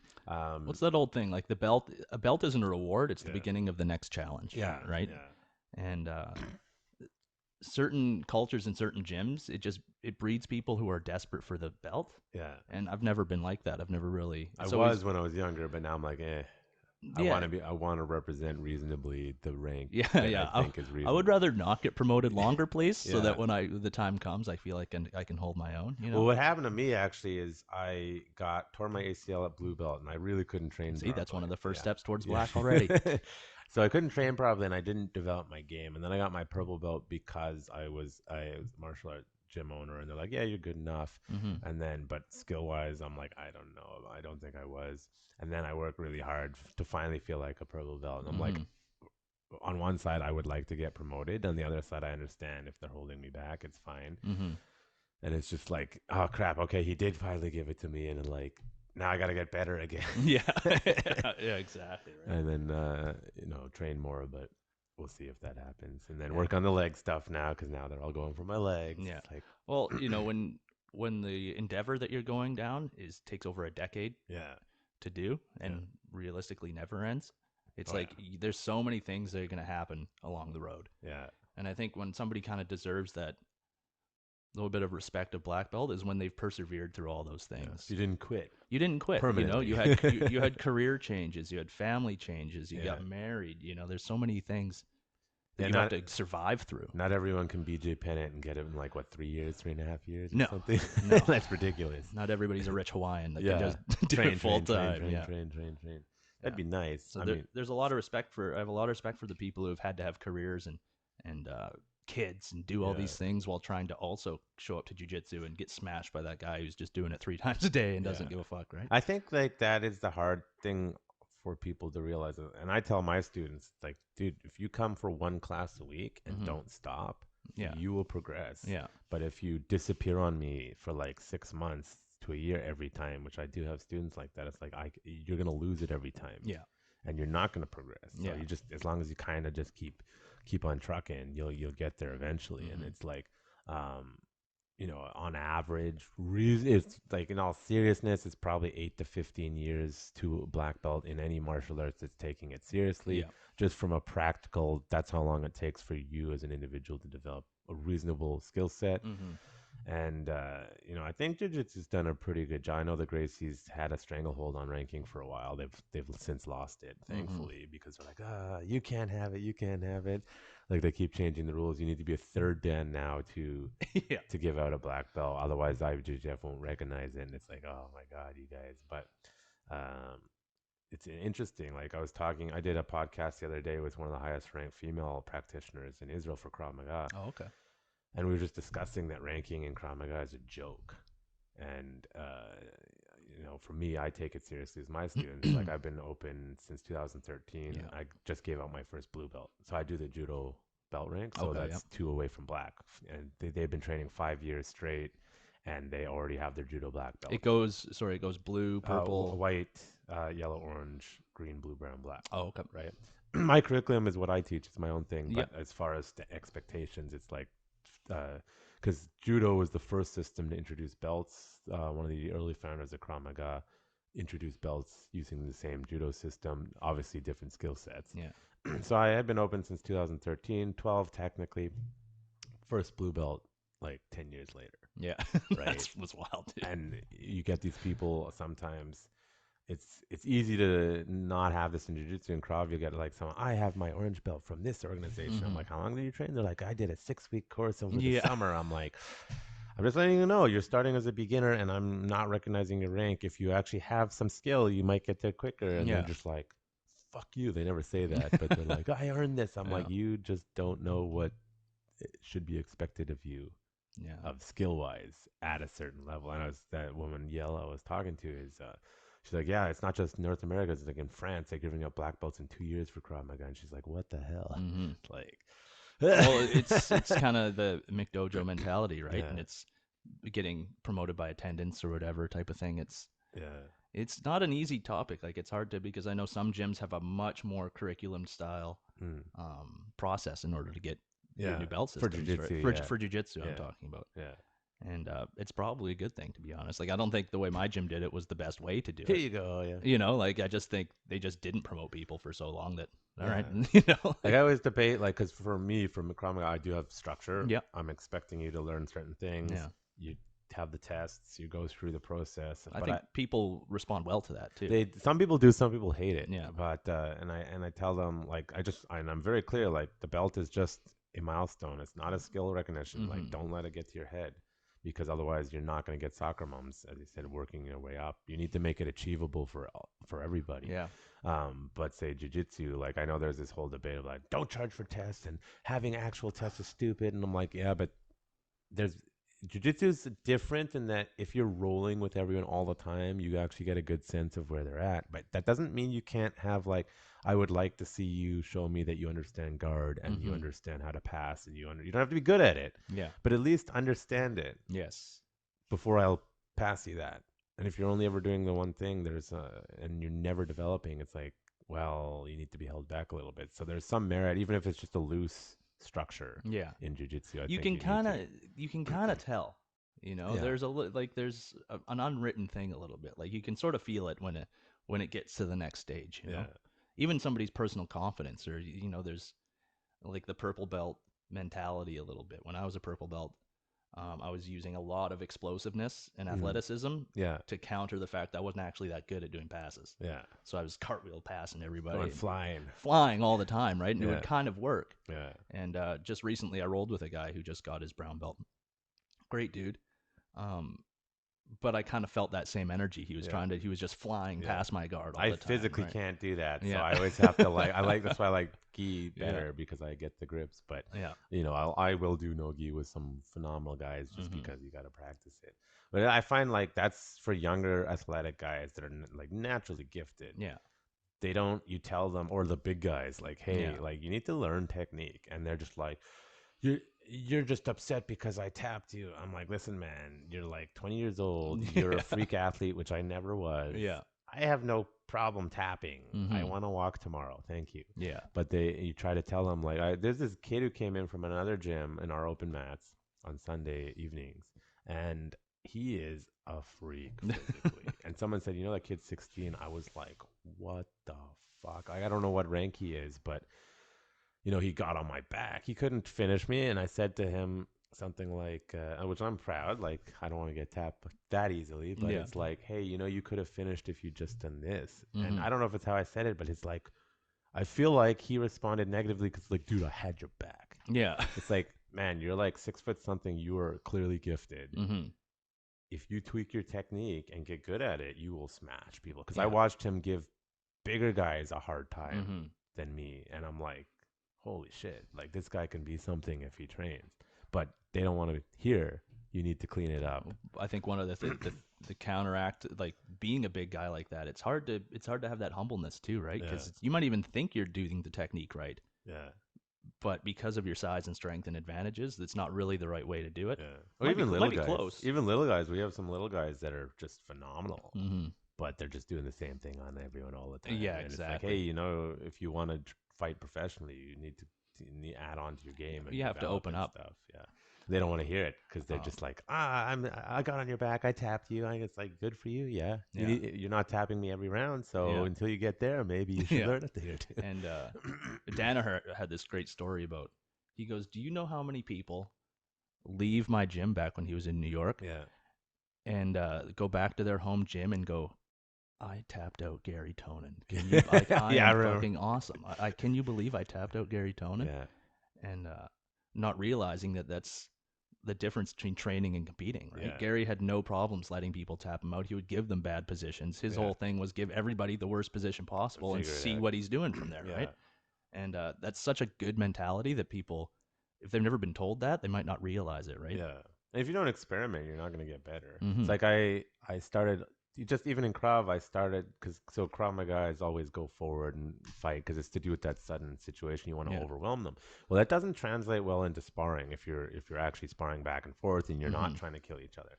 So I started opening up one because my skill is better. I started opening up and in my novice class when we approach kickboxing and boxing, I'm like, okay, let's work on cutting angles now and let's moving the head, which is not Krav Maga. Yeah. But it'll make them a better overall fighter Yeah. because I just keep watching them run right into people's punches and I'm like, this isn't gonna work. Yeah. So it's like how do I integrate it in a way that they develop the proper skill set? Like I was sparring one of my students, ended up breaking my finger again, but whatever. Going too hard, bro. He's got a wicked jab. Yeah. And I'm like, okay. And I switched to southpaw and I was cutting on the outside. Well, I don't teach that in class ever. And they're like, what the hell? I'm like, well, you have a wicked jab. I'm playing strategic. And I just kept going on the outside. Because if I, with my T-Rex arms, run into someone with a wicked jab, I'm not getting anywhere near them. Yeah. So he didn't like that. It's like, well, I'm going to show you what I was doing then. I was just switching stance, which you don't usually do in Krav because that's not what we're for. But I found if you just develop people well-rounded, hey, here's some boxing, here's some kickboxing, here's some judo, here's some wrestling, it actually translates to better overall self-defense. And then in your actual self-defense, you apply your proper strategy. And all of a sudden you can deal with, oh, shit, this wasn't self-defense. It went into a fight. Now, if you have to fight properly, you can fight properly. Yeah. I think a huge key, too, that people don't take into account and can lead you into a lot of trouble is each martial arts obviously has its own different stance. Yeah. You know, people stand differently as a boxer, a Muay Thai fighter, even a kickboxer, a knife fighter, a wrestler, a judo guy. And if you can't flow between those different stances, you're going to end up in a real bad position real fast, right? Yeah. You need to know when to have straight posture, when to be crouching down. If you're kickboxing and you're in a boxing stance, you're going to get kicked in the face real fast. Yeah. There's a reason in Muay Thai they don't move their head as much, right? Because Yeah. the risk to reward ratio of bobbing your head is so high to getting really hurt, right? Well, you know, the example I like to give actually in Muay Thai is the Lethway, the Cambodian stuff. Yes. And I'm like, you know, That they stuff don't, is they don't unreal. clinch that much. And they're like, why not? I'm like, because they allow headbutts. All of a sudden I can just jump into you when you have me in your clinch and smoke you in the face. And all of a sudden they don't clinch as much. And that's the thing about sports like jiu-jitsu, you know, like there was a big cult Yeah. following it.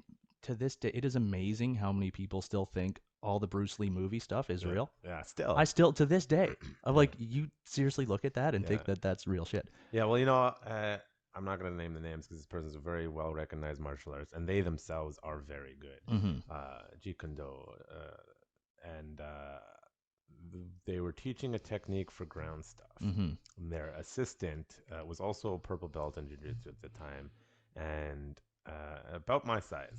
And he's showing this technique that they're saying, here's how you get out of someone's like kind of on your back with the hooks in or whatever.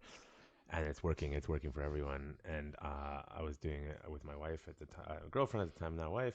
And she's like, I just can't get it to work. And I'm like, because I'm putting resistance. Yeah. This technique doesn't fucking work. Yeah. And the guy is well known. He's a phenomenal instructor. He knows how to get the crowd. And I know what he's doing is he got his assistant to do the attack on me, and I would do the technique, and I'm getting out every time. Well, I'm not an idiot. I can feel that the assistant is letting the pressure up every time.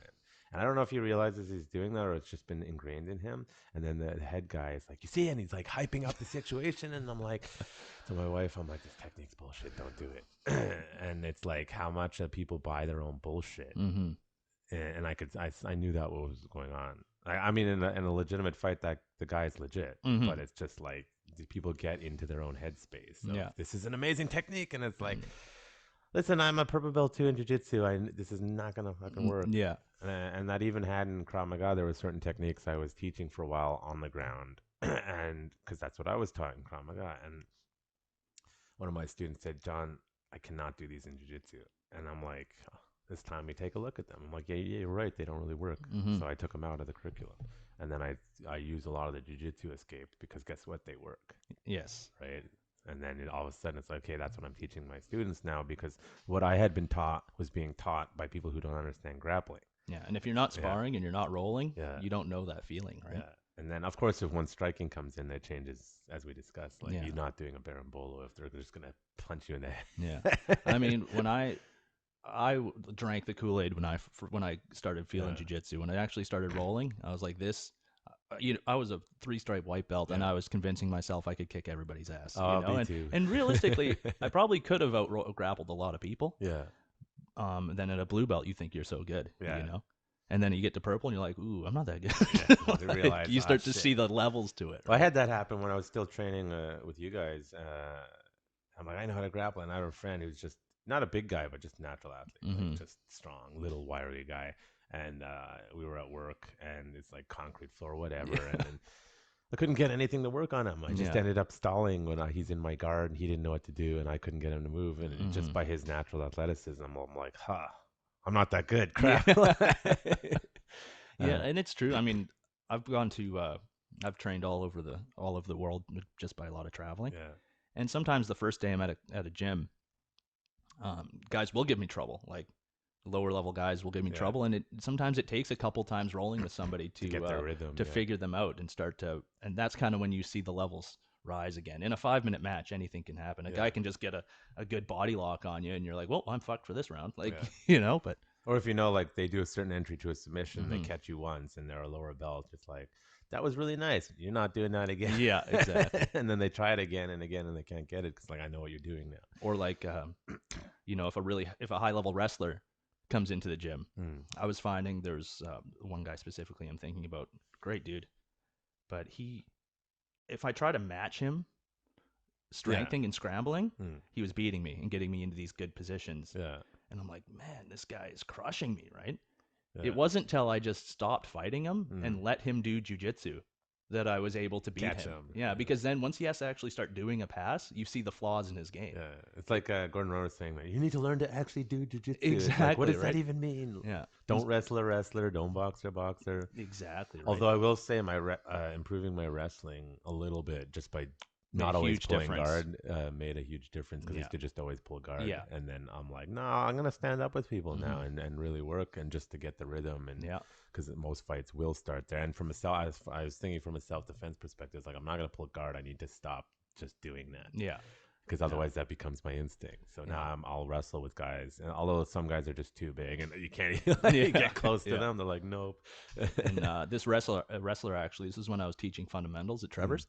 And I had him teach. I asked if he wanted to run the fundamentals class for like a month. Yeah. Right. And he just taught wrestling the whole time. Yeah. And that was the smartest thing I've ever done, because it's instantly made even like, for instance, pulling a guard. Yeah. And then just sitting up to a takedown from there. Yeah.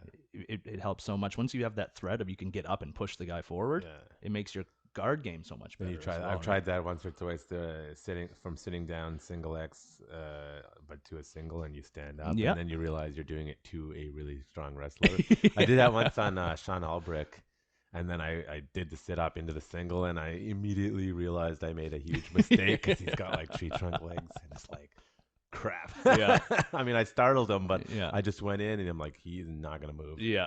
Mistake. Now I need to jiu-jitsu him. Yeah. Little guys, like, we got to jump on the back like a spider monkey. Yeah. Actually, it's funny, because I did. My listeners are probably annoyed. I did one class with John Danaher. I was in New York. Nice. If you're white belt, do not do this class. Do not. You will never understand. You need to have a fundamental understanding. Like, thank God I'd been training with Matt Kwan a little bit prior. Otherwise, I would have no clue what he was talking about. But he does a sequence where you get the motorcycle grip. And I did one class with him. And then it didn't really click, because it's a bit complicated. And then a few months later, all of a sudden, I find myself doing it all the time now. And it's my like, go-to back. Isn't that funny? Yeah. Because you can set up, from that position, you can set up the Kimura, you can set up a triangle, you can set up a bow and arrow choke, you can set up arm bars, all that sort of stuff from that one sort of setup where you get behind them. And it's just like, it's my go-to. Of course, I can only do it on one side. If I get on the other side, I cannot do it. But it's funny how sometimes techniques take a while to settle in your mind. Yeah. Right? Like, and I found overtraining, like, sometimes you're doing so many classes and learning so many things, there becomes, I think GSP was just talking about this as well, like, your nervous system can't learn anymore. I found sometimes you get a lot of insecurity when you get injured and you can't train. Oh yeah. But I would say the times that I come back after those layoffs, I tend to almost feel better. Yeah. Because all the shit that I didn't really care about fell away. Yeah. And just the techniques that stuck with me are stronger, and I do the things that I'm good at again. You Yeah. know? Yeah, I mean, if you try to diversify too much, like that's actually the thing in like Krav. Like when I first started, I was with an organization that had like 1,200 techniques. It's Mm-hmm. too much. I pared it down to around 300. I was like, hey, what's the minimum I need to get people that they're Yeah. going to be able to get reasonably proficient at, that work for the most people, like the bell curve. If it works 80% of the time for 80% of people in the most kind of average situation, it's a good technique. But Yeah. if it only works for the athletic guys, it's no good. If Yeah. it doesn't work for the little guys, it's no good.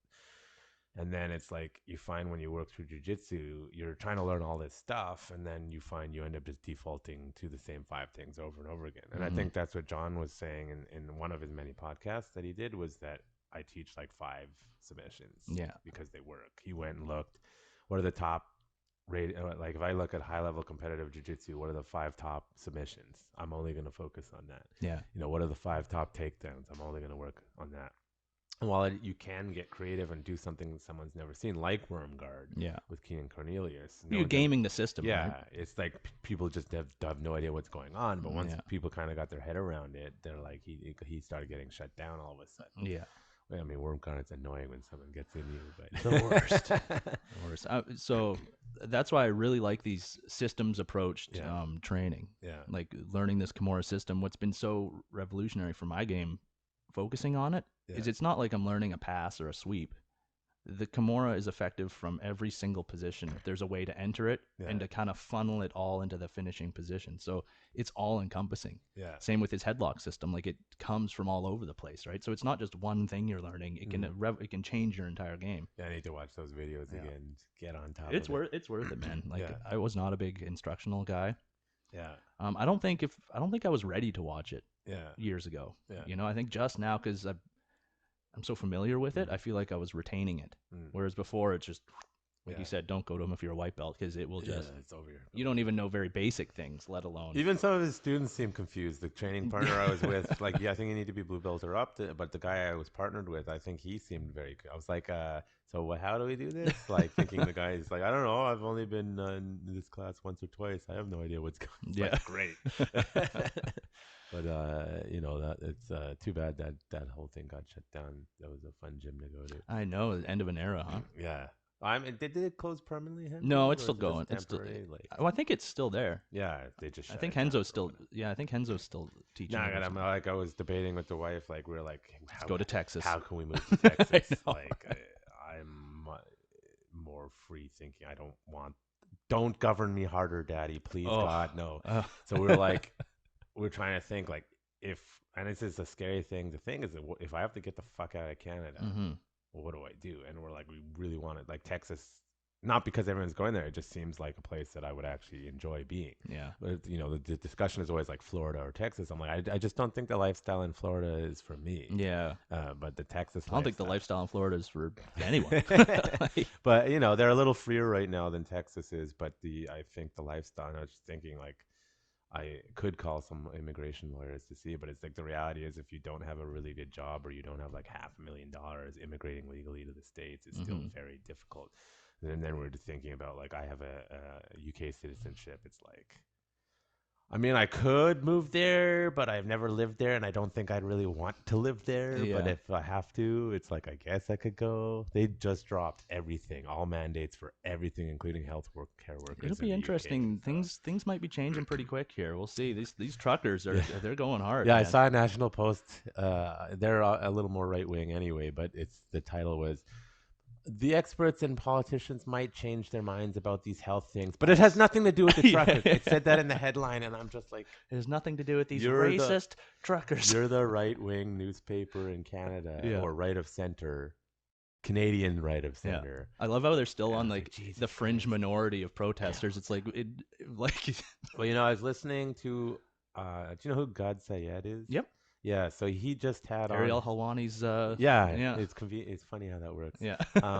But so God Sayed and Jordan Peterson were very much like super pro-vaccine, pro-narrative to Yep. start because they're still in that academic world, and Mhm. and now as they see it coming, they're like, actually, I might have been wrong, but not like I'm not anti-vax or anything, but it's just like it might have been wrong. And anyways, God Sayed had one of the leaders of the trucking protest Okay. on his podcast. And I've been hearing rumblings about this. Is our politicians are starting to become as corrupted as the American politicians because you're starting to see these foreign interest groups influencing Oh yeah. the politicians. And this guy was saying, listen, I'm not naming names. He actually named a few names, but he was saying that, and this is where people get like conspiratorial. It sounds conspiratorial. Okay, but if you had told me 5 years ago, oh, like the global bankers are up to no good, I'm like, you're a conspiracy theory. But because of COVID, I started looking into it, and it's not just them; it's the World Economic Forum. Yeah. Well, here's the thing: this stuff is out in the open now. Charles Schwab, who's the head of the World Economic Forum, recently, in like the last 3 weeks, openly said, Trudeau is a good boy. We have basically half the cabinet member on our payroll. Yeah. Or something to those effects. Don't quote me exactly. And it's like, you are publicly and openly admitting that you have essentially bribed the Canadian government to implement your policies, which is why a lot of the policies being enacted by the current government, nobody asked for in this country. Mm-hmm. I'm not even talking about the vaccine thing, like the gun ban attempt. Nobody asked for that. A few fringe people, literally a few fringe people, have been screaming at them for 30 years to ban guns, but most Canadians are like, what? And, I teach the firearms course, and even when you start teaching people the gun laws, they're like, oh, that's actually pretty reasonable. I grew up around a lot of hunters and a lot of people that they're like the most responsible people out there. Mostly. And then there was unfortunately, there was a murder-suicide recently, which is a mental health thing. Yeah. And what's the thing there? Oh, they had a legal pal. Someone in the house had a legal pal. It's like they're going all over that. It's like, dude, it's the murder-suicide. Yeah. Like, what is wrong with you? Yeah.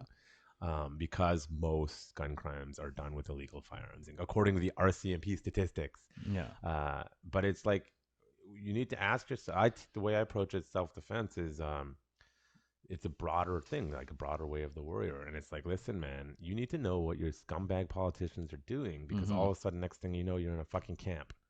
I got yelled at. I don't know if you saw on my Facebook, because I said, the BC NDP have gone full NDP, right? Yeah. And holy shit, the Jews just don't like that. I'm like, listen, if you don't understand that it starts with othering, and that group over there is making it worse for us, and it's because of that group. No, we're not being put in a Holocaust camp yet. We're not even close to that. But you need to understand that comparison is valid. Yeah. As far as this is how these people operate. This is how Mao did it. This is how Stalin did it. They start by picking a group. You've been talking about this for, like, when I went to psychology, I did a whole psychology on this. They're like, it starts with othering the minority. Whatever the group is, it doesn't matter. And for people not to see that comparison about, hey, our politicians are corrupted. They're making policies that nobody in this country really wants. Yeah. And if you think you do, you've probably been lied to about why you want it. Well, if you just look at the supporters of this the truck convoy, it's like clearly a large lot of Sikhs. There's a lot of support for this type of thing, Yeah. and a lot of patriotic pride. Like, this is the first time in a while that I felt like fucking rights, like, even if it's not the perfect protest. Yeah. Well, did you see there's the guy, I don't know if it was, someone showed up with a Confederate flag, someone also had a Nazi symbol. Now, the swastika, I think they were making a comparison to Trudeau. Yeah. So that's very easy for people to confuse that if they just see a swastika. That is a damn risky sign to bring up. But one of the photos, Trudeau's personal photographer was right there. I saw that. And someone screen capped it and said, "Why? How are you right next to this person? Very interesting. At the right time?" And I think what's happening is average people are doing their own fact checking now. They're looking into stuff. They're following the money. And they're realizing that, our government might be as corrupted as the U.S. politicians are. Well, because I don't even think we have freedom of press. Like, our news is run by the government. Yeah, so that's I'm going to make a meme of it when I have some time. I'll post it, but the meme will be out before this episode, so you can't copy me. But if I go on Facebook, and I do follow RT, which is Russian state-controlled television, and I follow the Chinese English News Network, or whatever it's called. And under both of them, it says state-controlled media. I've seen that, on Facebook, because the governments here are all upset that they fucked around in 2016. Yeah. And then I go CBC, nothing. I'm like, by definition, That the is CBC state-controlled, yeah. state-controlled media because they get all of their funding from, and even furthermore, regardless of what you think of Rebel News, the Ezra Levant, they're a bit inflammatory. I'll give the opposition that. But he said almost all media now in Canada is paid for by the government. 100%. Except for them and maybe a few smaller blogs or something. True like North that. is a really good alternative. Yeah. True North actually put out a non-violent bounty to find out who the person with the Confederate flag was, or the Nazi. They put out a $7 grand bounty on find out who this person is. And find out why he did it. Find out why they did it, because the suspects, there's so few of these people at the rally that it's likely they're plants. And people go, hold on a second. Well, there's evidence that there were plants in January 6th. Yeah. And I don't know if you saw that interview where Ted Cruz was asking. Yeah, that was the FBI person is like, I can't answer that question. I can't. I mean, it's a simple no. Yeah.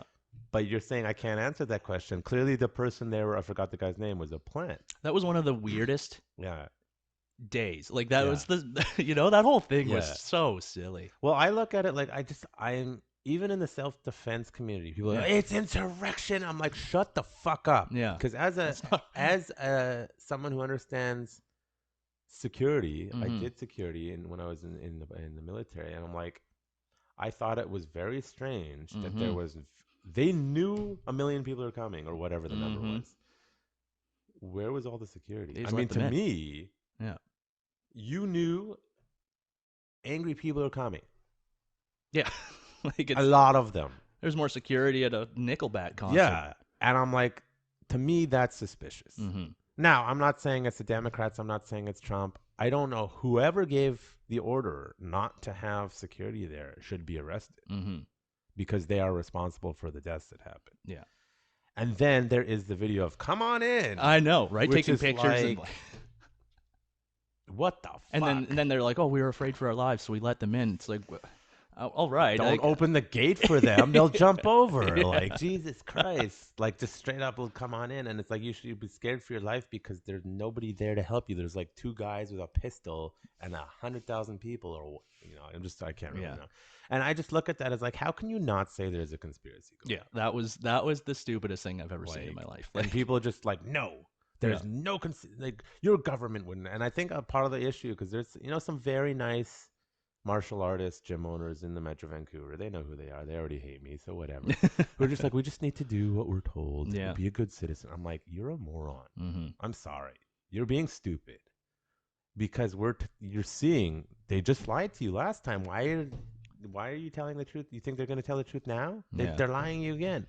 And I'm seeing the trend now, and it bothers me that in the martial arts community as well, everyone thinks they're an expert now. And I'm just like, read the fucking scientific literature. Okay? Read it. And I know the answer is they can't understand it. Yeah. Just admit, I don't understand. I'm really confused. This is very frustrating for me. Don't sit there and pretend like you weren't just lied to over and over and over and over again for 2 years. Not completely. Yeah. And I understand virology is confusing. I understand that the chemistry is confusing. I understand that things don't go the way you think they should. And it's just like, just admit you don't understand it instead of complying with insanity. At the end of the day, the truth is always somewhere in the middle, right? Yeah. It's like there's going to be mistakes on both sides. I think people is just, I'm not sure if it's intentional incompetence or people just because of herd mentality just get naturally, willingly, stupidly confident about stuff. I think it's fear too. Like, if you're running a gym and you got a big monthly nut that you got to pay, it's like, man, there's a lot of stress that comes with that. So I don't blame any people who have had to take these measures and stuff. To a degree. Like, if it's like that's what your students want, I guess. But to me, as a leader, like, you're segregating people. Well, some of you, I know a lot of them aren't. They're ignoring it. Yeah. The way I looked at it locally is like, are the police arresting anyone in the martial arts community? The answer was no. No, it hasn't happened. There's certain individuals who are very obnoxious. I agree with them, but they're very obnoxious how they go about it. Cops showed up at their gym. They were blatantly open the whole time. Yeah. Cops showed up 3 or 4 times, no ticket, nothing. And I'm like, guys, open up your eyes for a second. Nobody's getting arrested. Nobody's getting tickets. As long as your students are okay, just stay open. You know what it reminds me of? Yeah. It reminds me of the war on drugs when weed was illegal. Yeah. Right. And all growing up since I was a kid, Mm. weed was illegal. Yeah. You know, It's bad in K. everybody smoked weed. Yeah. Like in BC. in Yeah. BC, it Yeah. was so huge. And like it's like the government didn't realize that happened. So when they finally decided to legalize it, Yeah. and they went, "Congratulations, guys, you can smoke weed now." Yeah. It's like we've already been doing it the whole time. You know, it's Yeah. the disconnect of what they think is going on. Even all these protocols back in 2020. Yeah. The reality was everybody was going to work, and I worked on giant construction Yeah. sites where they're like, "Hey, got to socially distance." Guess Yeah. what? Nobody Nope. did. Nobody followed any of those rules. Yeah. And it was so when they're like, well, the protocols worked, it's like, well, no, you have no idea what was going on in the real world. Yeah. Like, Yeah. for most people, life just carried on. Well, you know, I bumped into his former student who's a firefighter, and he's like, and this is early on well, actually, the wake up call for me was the cruise ship. Do you remember the cruise ship? Yeah. It was mostly like 70 to 80-year-olds. Yeah. Everyone got it, the original strain. 6 people died. Yeah. And I'm like, huh? And then I bumped into a student as a firefighter. He's like, I don't think this is as bad because shouldn't the homeless people be dropping dead? Now, there's a couple things for British Columbia specific. I think we're a healthier population overall. I think that people are pretty active. I think that because of the Asian community freaking out early on, which is a very large Asian community, the Chinese Asian community, they were staying indoors early on. Yeah. People were staying home. Yeah. We did not have that many deaths in British Columbia. Now, factually, more people died in British Columbia as a result of COVID policies, directly or indirectly, than of COVID. And people were like still freaking out. I'm like, I just don't understand. Yeah. And like with the homeless thing and construction workers too. Yeah. Like we are covered in filth all the time. We're gross, Yeah. nasty human beings who don't wash our hands. Yeah. And so, you know, you have that's how you build an immune system. Yeah. Right? It's like, it was kind of like, it was affecting wealthier, like. You want to know something really fucked up? A lot of people don't know this. Let's take France, for example. Have you seen what's been going on in France? Protests? Both. Yeah. But so France and Quebec operate on civil law. So civil law is different than common law. It's like the government says, the government goes. That's the way. Well, even in France, with all their strict policies and ridiculous attitudes, they still accept natural immunity. In Canada and the U.S., they refuse to accept it. So in most of these other countries, if you have natural immunity, you can get your pass. Yeah. Because if your argument is, we don't want to overwhelm the medical system, well, it's like if I already have immunity, whether I get it through a vaccine, which, by the way, they only were meant for the Alpha variant. They worked a little bit for the Delta variant. Pfizer admitted they don't work for Omicron. They clearly don't. Pfizer admitted this is not a conspiracy. And so if the goal is to protect the medical system, then it doesn't matter how you get your immunity. You got immunity. And that should be the end of it. Because if your goal is to protect the medical system, it's about keeping people out of the hospital. What I realized locally, I don't know if you've run into this, people don't know how to use the hospital system here. As in, they go to the hospital for everything. And that's actually what's bogging it down, because during the peak of the pandemic, nobody was in the ER because everyone was terrified and it was empty. And like when I tore my ACL, I went there and I remember there was this Asian guy who had a bloody nose, and the doctor is like, it just started bleeding. You have a history. Get the hell out of here. Like, why are you here? Hospitals have heard major cuts, broken bones, and like I'm dying of a fever horribly. And then I found out that in a lot of Asian countries, you don't go to a clinic or your personal doctor, you go to the hospital. So the entire community hasn't been taught by our own government how to use the system that we have. It's like, dude, is something sticking out of your body? Is there like growths happening from 5 minutes ago? Are there something that you need treatment now? Yeah. If it's not now, you don't go to the hospital or the ER. So even I did that 5-day quarantine. Yeah. After 5 days, my boss calls me. He's like, "Hey, so we're offering the booster shot. Do you want to take the booster shot?" This is my booster shot. I just had the booster shot. Like, what do you mean? In the movie industry in BC, if you get it, they actually give you, I was just told this the other day, you get 90 days pass Oh, interesting. in that industry. Why that Yeah. industry? I wonder. The industry that never shut down in BC. Oh, And it did for about 2 weeks. and low Wonder key the why. biggest industry in BC that makes money. By the way, one of the largest contributors politically to the BC NDP is the teachers union. Interesting. Now, the teachers union in Canada is not as bad as the No. states. The states is like, why you guys even bother anymore? Uh, but the teachers didn't want to go to work. Yeah. And it's like, I don't know if you remember, you're about my age. How old are you? I forgot. 32. Yeah, you're a little younger than me. But do you remember when there was strikes? The teachers were going on strike, and all the kids were like walking out in protest. Yeah. All the kids were skipping. I was protesting that. Yeah, all the most kids were just skipping. Oh, I just didn't want to go. Yeah, and that's what's going on in schools and universities nowadays. Is the teachers and the kids don't want to be there because, let's be honest, the environment is shitty. Mm-hmm. Nobody enjoys the school system anymore. It's Yeah. terrible. It's That's it's kind of daycare for poor people. We need to be honest that that's the real reason. The teachers don't want to be there anymore. Yeah. The kids don't want to be there anymore. They actually enjoy learning from home, even though for the kids' development it's not good. Yeah. But kids are getting away with murder because they're just at home. I think it can be done right. Yeah. And I've talked about this with my girlfriend as well, that I would be interested in homeschooling my child. 100%. Because you can really make some serious progression with Yeah. that. But you have to supplement social activities and Oh, because you yeah. still need to learn. The most valuable part of high school is Yeah. learning those little things, right? Yeah. But Well, that's something. It's like I'm obviously going to teach. We're in my garage gym. I'm going to teach my kids martial arts here. If they're running around, like, no, we're going downstairs and you're wrestling. this is where you run around. But I was thinking about it. It's like, sure, I could run a kids program, but I think it's good if I take it to somebody else's kids program and just kind of leave them. Exactly. Like, I'm going to be teaching them at home, but then Mhm. it's like, no, you go listen to them, and I'm not there. Mhm. And you got to play. That's how you socialize them. Yeah. You get them with other groups of kids that are similar activities, and then Mhm. you leave them with another adult who's that you trust. Then they'll learn their social skills. That's like the biggest thing, because when we were growing up, the kids who were homeschooled they were weird. yeah. But nowadays, I think it's the way to go. It's like, if you really care about your child, if you think about it, why is this happened? Is because they convinced everybody, men or women, it doesn't matter, but they convinced that both parents needed to work Yeah. because for the system, that's more workers. Yes. But now your kids are being managed by people who don't even give a shit. Like, I remember I went to daycare, and they just sit us in front of the TV and walk off and be like, call me if you need something. Well, that's why I say, like, those school systems are just daycare for poor people because Yeah. both parents need to work. Yeah. Right? Like, that's kind of what it is. That's what it was designed for. And then for rich parents, they send their kids off to boarding school anyway because Yeah. they don't want to be a parent. Yeah, exactly. It's like I'm watching. Have you seen Jack Whitehall Travels with his father? No. It's so funny. We just bored Netflix and we saw his stand up, and we're like, his dad comes out on a stage.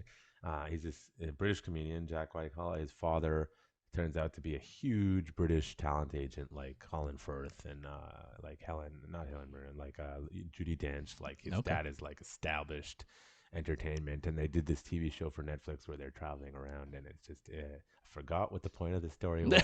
But it's damn good. I'll watch it. Where did I start? I lost it. There was a point to that start. Boarding school. Oh yeah. Jamie, pull that up. Yeah, one of the ongoing bit was Jack, who's the son, is like, you just shipped me off to boarding school. Like, Yeah. you left me alone. And it's like, because the dad's obviously a rich kid. Now they have a pretty good thing going on, but it's like, rich kid parents are too busy, so they ship their kids off to boarding school. At least they get good education. Yeah. Well, as public school is poorly funded, it always takes the cuts. And that's, I don't know if you've seen some of my rants. I'm kind of just chilling because I just can't handle it, but don't tell me like this is about the health and wellness of people. Yeah. Like, don't tell me that, because before this pandemic, you were underfunding the medical system. Why don't we have more doctors yet? And then you find out the reason. You're like, you mother. We don't have enough beds. It's like, well, you've had 2 years to build a tent with some beds in it. That's not even the reason. Yeah. It's the Doctors Association. I've been told by multiple doctors and people off the record. The Doctors Association in Canada does not want more doctors because they feel they don't get paid enough. So they want their overtime. And if they actually allow more doctors, they will not have to get their overtime. I'm like, hold on a second. I don't want fucking doctors in the ER working 18-hour days. Are you out of your fucking mind? So it's actually, the entire system has been completely mismanaged. And even though it's a public system, it's greed that's actually keeping it. And I don't know too much about the specifics, but I'm understanding that a lot of duties could be passed off to nurse practitioners who basically do them anyway. I don't need a fucking doctor to sign off on every goddamn thing. But they won't do it because the doctors have to feel self-important. Interesting. I went to school for 12 years. I don't give a shit. You know how much wrong advice the doctor has given me Yeah. in Canada? A lot. Yeah. Because I just spent the last couple days looking up what's the current research on something. And I go to them and I'm like, have you read anything on this topic in the last 5 years? They're like, no, I just do what I'm told. Oh, like I said, doctors are for if you have a horrible cut or your bones are sticking out of your skin. Other than that, you know, you kind of have to, you do have to take it into your own nutrition, personal wellness, mental awareness. Yeah. How's your diet? What are you eating these days? I mix it up. Mix it up. Well, for 2 weeks of my life, I'm at this camp, and it's all unlimited food, right? So, free food, free gym, which is nice. Didn't shut down. Yeah. I was experimenting with fasting actually. Oh yeah. And I did 5 24-hour fasts in a row. Yeah. Which was partially out of laziness. I would just eat dinner and then not eat till the next dinner the next day. Oh, I see. So you one meal dinner. One meal a day for 5 days. There's a name for that one. I forgot. Anyways. But and that was more of just an experiment on my own body, and actually it was pretty good. I was surprised how well, here's not the thing. hungry I was. The scientific literature around fasting or intermittent fasting or some degree of fasting is quite strong, as in positively. Not for everyone. A lot of research up until recently that was never done on women. So, for example, men can do intermittent fasting or long fasting. Women should not. Based on this, it's not solid yet, but women shouldn't really be doing 4, 5, 6 day fasts. It's better if they do alternating day fasts. I could see that. But our bodies seem to be designed not to be shoving food in our faces all the time. Yeah, we have it completely backwards, right? It's like if you think about a wild animal. Yeah. It doesn't eat up and gorge first thing and then walk around. Yeah. Like it hunts for the day. It does the work it needs to do and then gets a reward at the end of the day, right? And, I grew up, I always had breakfast. I was, at least my parents, at the time, the wisdom was eat your breakfast. But as an adult, I don't eat breakfast anymore. If I want to eat breakfast food, I'll eat it for lunch and then just move. But I found it's a lot better. My digestive tract can't handle a lot. So that's that whole, you should not burden your body with the energy requirements of that if you have things to do. That was the biggest thing for me too. Sorry to interrupt, but because of the amount I can eat at these camps, you would have a huge dinner, go to sleep, wake up at 4 a.m, eat a giant breakfast, and then graze throughout the day. Yeah. And I found when I cut out the breakfast, I felt so much better. It was insane. The coffee, I could feel the coffee. I wasn't tired anymore. Yeah. Like my whole life, I would eat breakfast because I'm like, it's the healthy thing to do. Well, I used to always have energy crashes. I need naps in the afternoons, like always. Well, I cut out breakfast, intermittent fast. I don't need naps anymore unless I'm doing really crazy. And it's like, like my parents aren't bad people, but they just always did what they were told. As in the government says, the health, it's like, the vitamin D thing. It turns out, I just wish I remember where I found out this information, that the 2,000 UI, or the daily dose limit for vitamin D is what doctors tell you should take. Well, actually, it turns out that's the minimum. And it's post-World War II, where they're like, how much vitamin D do we need to tell our citizens to take to survive? So they don't drop dead.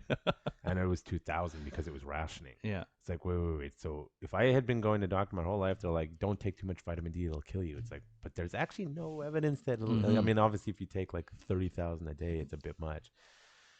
And then you find out Fauci was taking 12,000 the entire pandemic, and you're like, you motherfuckers. Yeah. And then you find out this conventional wisdom that we've been told of what's healthy is based on a lie again.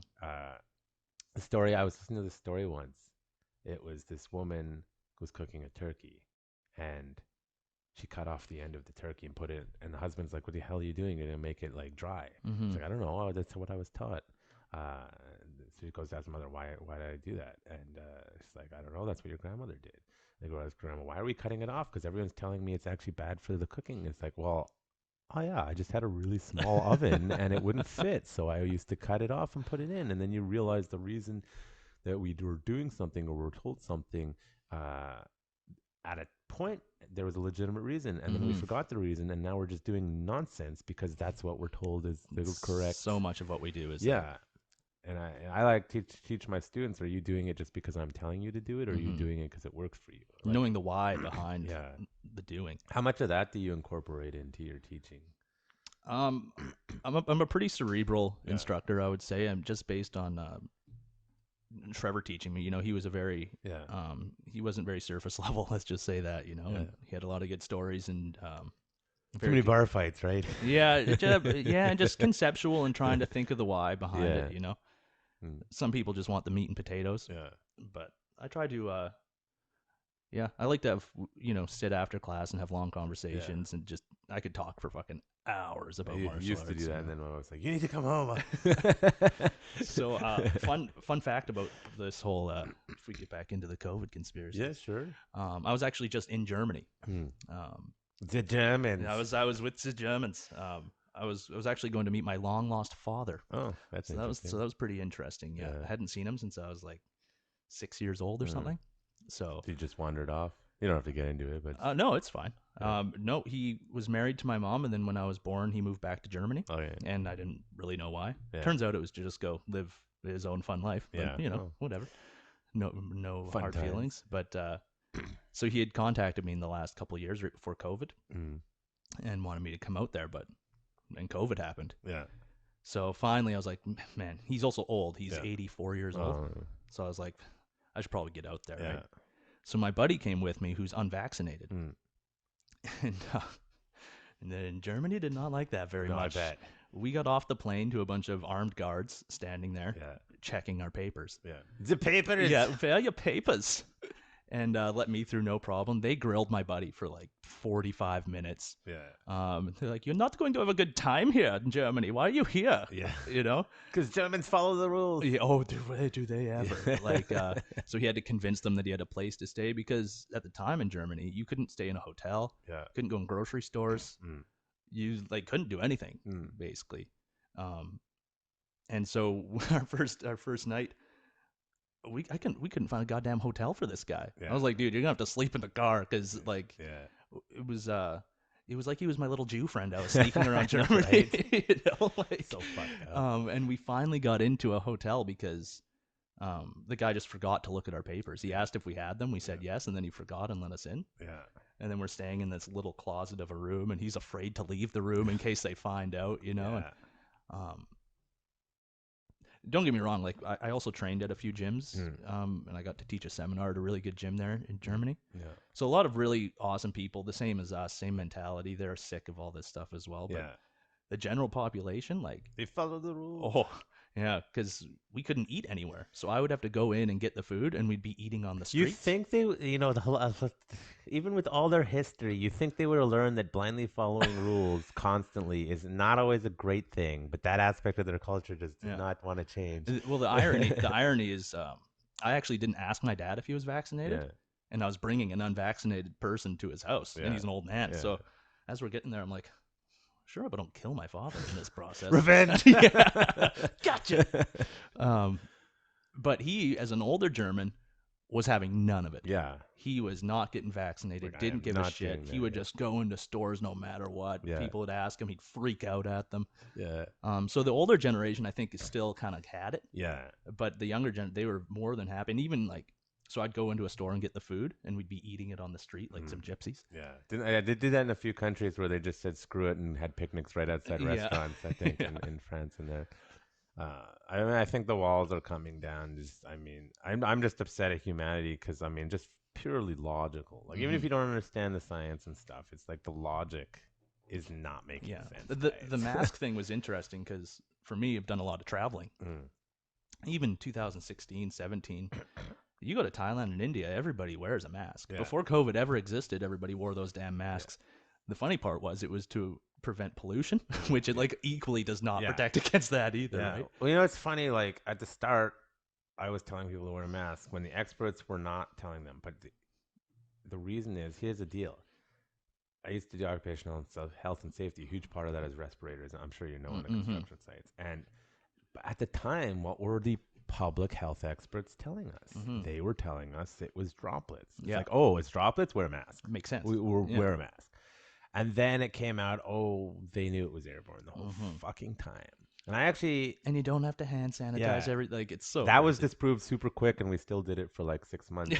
And then I got in a dispute with a colleague of mine about masks. I was like, there are some efficacy, and he was like, nope, the reason why that the doctors wear it is a silly reason. I forgot the reason. But then someone sent me a link with pre-COVID 70 peer-reviewed studies and another 30 non-peer-reviewed study that medical masks don't do shit for airborne anything. Mm-hmm. And I was like, oh, I'm sorry, you were right. Yeah. And then I'm just like, wait, this scientific literature was there, and it's all over the world prior to this pandemic, that these medical masks do not work for any meaningful purpose Mm-hmm. for airborne. A droplet's different, Yeah. but airborne. And I'm like, again, it's the turkey thing. Mm-hmm. Are we just doing stuff because the medical community has decided that this is a thing we do, that it works? And that's why for a lot of people it was really easy to jump onto the mask train, Yeah. because once again in Asia, like, everybody's already wearing it and Yeah. they don't really know why, Yeah. and it's just not a big deal over there. Yeah, and they'll say, oh, but if you're sick, it's like, okay, but if you're sick and contagious, you should stay home. Mm-hmm. The mask, if it's airborne, it's not going to work. I think the creepiest thing that happened. So we went traveling, 2019. I think we left like November 2019. Yeah, Right before COVID. yeah. I was in Spain when COVID hit, Mm. and but flying At out least you're in a sunny country when COVID. it was nice, yeah. But we had a layover in Taiwan. Mm. Once again, this is November 2019. The word COVID wasn't even Yeah, in the term it is now. yeah. A thing, Corona. You fly into the Taiwan airport, and it was like it was 2021 here Yeah. in 2019. Bizarre. Thermometer testing everybody, quarantine areas, people Yeah. in hazmat suits. I got You into were in Taiwan. I was in Taiwan. Yeah, I have a story about that. But go on for a sec. Yeah. And at this point, like, there was no global pandemic, and Yeah. I got there. I was like, "What the hell is Yeah. happening in China right now?" And Yeah. it wasn't for another 2 months until we Found out. until it all began, right? Yeah. But Well, here I wrote a whole blog post about it. Again, people are like, "You're an asshole." I'm just pointing out the obvious. Okay, well, 2006 was SARS-CoV-1, which, by the way, people still have immunity for 20 years later. crazy immunity for life, apparently. And one of the only countries in the 21st century that picked up their plan that every single country had Yeah. was Taiwan. Hey, we have a pandemic coming. Let's follow that plan we all fucking wrote. Yeah. So when Canadian government is like, it's racist to close borders. Yeah, Taiwan had already closed it to the rest of China. And they said, how could we possibly not have known this? I'm like, they literally had fucking plans. Yeah. Taiwan is the only one following the plan. Mhm. That's why they did well early on. Yeah. And then not so well anymore. But I'm just like, how can you not see this? Yeah. And then you try to explain to people they had plans. I wrote a whole thing about it. They had plans on paper. Here's all the links. They had the plans. No, the government wouldn't lie to us like that. I think like Canadians are just. I am not a normal Canadian. I'm angry all the time. But Yeah. you know, the average Canadian is just like, because they wouldn't be malicious, or at least they think they wouldn't, or they wouldn't do that, or I'm a nice person. Well, they wouldn't. Why would they do Yeah. that? I'm like, here's the evidence. Yeah. Well, it goes back to the starting of this conversation. Most nice people would like to believe that everybody else is rational and nice. Yeah. You know, and the reality is the world is not No, like that. people are crazy animals. Yeah. I like, you ever read Dune?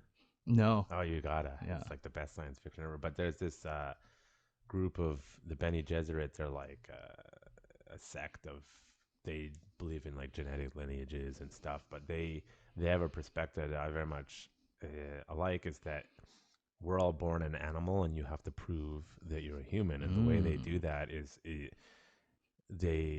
when they're testing their candidates for their acolytes, they put their hand in this little box, and this little box it just stimulates the nerves, and it creates immense pain. And it's basically, listen, nothing is going to happen in your hand. Your pain receptors are going to tell you that your hand is like melting, and you're going to want to pull it out. You have to prove to us that you can use your prefrontal cortex to override your baser instincts and keep your hand in there, because your hand is going to be fine. Yeah. And that's their test. And even more, if you pull your hand out, they kill you. So it's like, it's a bit. You're really but not going to pull your hand It's out. just the attitude that you, as an intellectual being now, a human being, can override your baser instincts, and you need to. The survival mechanism. Yeah, and yes, you need to have a lot of knowledge nowadays for certain topics, but the baser instincts, stop panicking. It was, excuse me, the fucking Janet Yellen, who's Toby is always going off about Janet Yellen. She was the head of the Federal Reserve in the States, and she's like, And everyone's screaming about inflation, right? The dollar is losing its value. And they're like, there'll be no problem. What happened in the 70s, everyone was panicking. So just don't panic. And it's like, hey, bitch, people are panicking already. Inflation's going to go through the roof. Yeah. No, just don't panic. And then everyone's already panicking because you guys are morons. Yeah. It's like, if you do what we tell you, everything will work just fine. It's like, but we don't like what you're doing. Yeah. Stop it. And nothing makes people panic more than being like, don't panic. You should ask Toby. John said ask about Janet yelling. Right. He's going to be like, yeah, he gets fired up. Yeah. You're familiar with Wim Hof? Of course, yeah. I should do it more, but So another fun fact, I ice bathed with Wim Hof once. Yeah, nice. Yeah. I just didn't want to pay the money when he was here. It was too expensive. Me and Toby went, actually. Yeah. We actually smoked weed with his daughter and nice. And went ice bathing with them. You should have got mad at her and said, "Why'd you put money on the app? It was free, and now you're making us pay for it." Anyways, but so yeah, I've been really into breathing for a long time. But what you were talking about with the pain receptors on the hands, one of the things you realize with breathing is that your brain will tell you need to breathe way before you need to breathe. Yeah. And it's that same thing. The panic. And part of learning how to do the Wim Hof breath holding and free diving and that sort of thing is the really interesting thing is your brain will start to panic. And then when it realizes you're not listening, it just stops. Yeah. And then like 40 seconds later, be like, yo, you should probably breathe again. Yeah. And then you don't, it goes, okay, it stops. Yeah. You realize how much more there is to your ability than what your brain's trying to. Most people think, like with hunger. Yeah. The second I feel hungry, I need to eat. It's like, no, you don't. Well, if you actually like fasting and stuff, and so if you understand how it works, like glycogen dump will cause a hunger pain. So if you eat carbs in the morning, it will cause you to be hungry. But if you don't eat, and I'm not saying you should do one or the other. I very much believe in one size does not fit all when it comes to health and wellness and stuff. But if you understand, I'm feeling hungry because I just had oatmeal for breakfast, and my body's telling me I'm hungry because it's called a glycogen dump. That's what it does. Yeah. But I'm not actually hungry. You can override that. But like, I have friends who are trying to lose weight. I'm like, listen, man, if you're always hungry, maybe eat your carbs in the evening. Because if you can't deal with that pain, that's all it is. Yeah. It's just a chemical reaction because of the type of food you're eating in the morning. Yeah. But I like bread. Stop having bread in the morning. And I guarantee you it'll be a lot easier to do this because it's just how it works. Now, say you're a bodybuilder or something and you're working out, all day long and you need to be able to quick access energy, then you will want that glycogen dump at the beginning. I'm not an expert on this, but it's just, this is my point. It's just having a loose understanding of how it works. You're like, oh, I'm not really hungry. It's just what I ate this morning. Yeah. And if I don't want to feel hunger pains, I'll just switch up what I'm eating so that it's more in line. And that goes back to what you were talking about of so many people. It's like the turkey thing again, right? You're used to eating because you feel that hunger. You're not actually thinking about what that means or what it is. Yeah. Right. Same with breathing. I'm holding my breath for 30 seconds. I think I'm going to die. I have to breathe. Yeah. Here's another one I'm really fucked up. Like when I read this, I'm like, I think all of the internet knows that. Are you serious? Yeah, that's. It was to do with women giving birth. Okay, I like this road we're going. Yes. So if you go to a hospital in Western medicine, in all its wisdom, how do women position themselves to give birth? With that little girdle thing. They're lying on their back. Yeah. Legs open. Yeah. And then you find out why. It's got nothing to do with medicine. And you're like, I read it, and I'm like, this is why I don't fucking trust doctors. Yeah. They're all doing something that's horrible for women. Why did they decide that is the acceptable position for women to give birth in all Western worlds?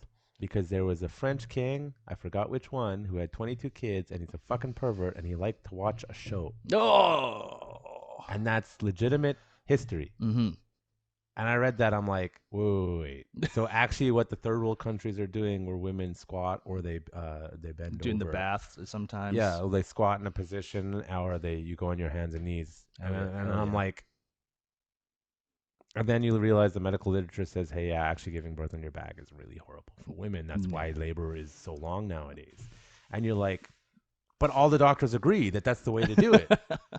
And then it's mind-boggling to realize that the doctors are all fucking wrong. They're just doing it because that's what they're told to do.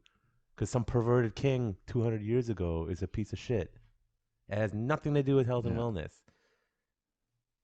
And I'm just like, my mind is blown with that, and this is why I trust your doctor. Mhm. It's like you need to understand that's a legal thing. Obviously, if you don't know anything, don't just stick shit in your body, Yeah. okay? But it's a legal thing, and you need to understand that. And then when you find out details about the masks, and you find out the details about, and by the way, they did studies during the pandemic. It didn't give them the results that they wanted, and they kind of Just ignored brushed it, it under brushed the- it under the. It was 10% efficacy at best Yeah. for medical masks at best, and that was for Delta. I think they did it when Delta was the major, so it does nothing for that for Omicron, and it's just like, I'm sorry, doctors can be wrong. Yeah. And then you look at the history of science or medicine, and while we're slowly advancing closer to the truth on every given topic, 80% of the history of them is the majority of them being fucking wrong. Yes. That is the scientific process. That's the scientific process. You have to admit that everyone is wrong half the time, a large percent of the time. Mhm. And then we learn a new piece of information, and it's like the plate tectonics. The guy who discovered or came up with the theory of plate tectonics died a crazy person. He came up with this theory. They all laughed him out of science. They laughed him, and then 30 years after his death or something, they actually discovered something, and they're like, I remember reading about this crazy scientist that was actually right. It's actually usually the fringe guys that progress Mhm. knowledge forward, because everyone else is just doing what they think everyone else wants them to do. Yeah. It's just like martial arts. Yeah. To circle back. Genius is insanity right until it works. Yeah, Right? it's or rich. Rich is the difference between crazy and Yeah. eccentric, right? Exactly. Like Helio Gracie, what he did for jiu-jitsu, Mhm. right? I'm a small guy. I need to be able to deal with bigger guys. And he started doing something that no one had seen before. Mhm. That's so when Hoist Gracie went into UFC, and it's like no one knew what the hell he's doing. Everyone thought he was crazy. This little guy showing up in a gi and then choked everyone out. Yeah. But then what happens is, then all of a sudden it became that cult-like following, and you Yeah, started to put people on always. pedestals. You know, People like groups. and there's nothing worse than you should never put your instructor on a pedestal, the Yeah. doctor's on a pedestal, but your parent, everybody's just people. You Yeah. know, at the end of the day, like. Yeah. My theory is that it's actually an evolutionary thing. Is Mhm. this, for the species to survive, you need 80% of the group not doing crazy shit, so you Yeah. don't all die. Yeah. But you need that 20% of crazy people doing crazy shit that's different, Absolutely. so that it can progress, and that group can screw around, and that one guy figures out how, oh yeah, jumping off of a cliff is a pretty stupid idea. Yeah. Right? And you need that, but then it creates the psychological phenomenon, in group, out group. We need social things, so a lot of people choose to be in the collective, even though it's wrong. Yeah. And when we're in a new time in society too, where the social media has really changed everything, Yeah. right? It's created a hive mind that is Now they're it's censoring that it's people, just so. corrupted. Like it's an unhealthy. Yeah, and it's funny because people are like, "Don't get any information." I'm like, I get a lot of my news, and it's from the media. You have to know how to sift through it, Mhm. because it's an aggregate. So much so that the news people are getting pissed off now in Australia.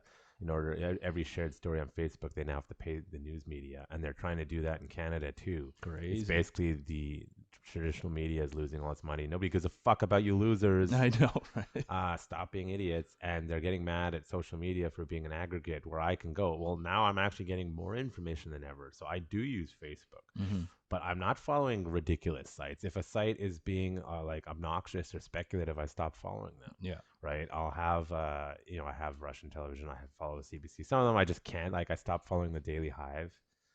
I want everyone to know the Daily Hive is not news. They are a paid for advertising platform. Mhm. So every single article in there has been paid for.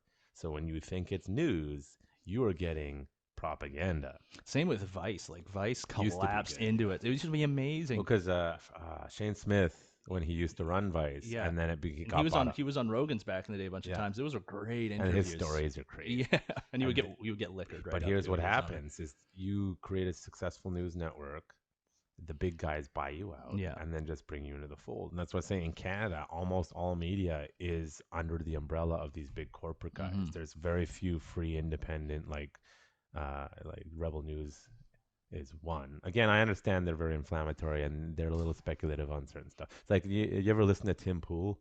Yeah. I can't, because he got me in a little bit of trouble. Is when you produce that kind of content, I don't like the 24-hour news cycle. He's filling it with so much speculation. Yeah.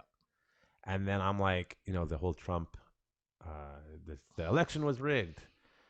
The things that Tim Pool were saying were speculation and his guesswork on what he thinks legal stuff. Then you listen to someone like Ben Shapiro, who actually understands how the fucking law works. He's like, yeah, I mean, technically there's this thing, but that's never going to happen. Here's why. Here's all the procedures. Yeah. And I stopped listening to Tim Pool. It's just he's working people up with speculation, and I'm not interested in doing that. But you need to know to be able to listen to these sources and be like, am I getting more legitimate information or less legitimate information? Like Ben Shapiro has very strong opinions on certain topics that I don't agree with him. Yeah. But on other topics, I'm going to get very accurate, very up-to-date, very reasonable. Like on American legal stuff, he's very good.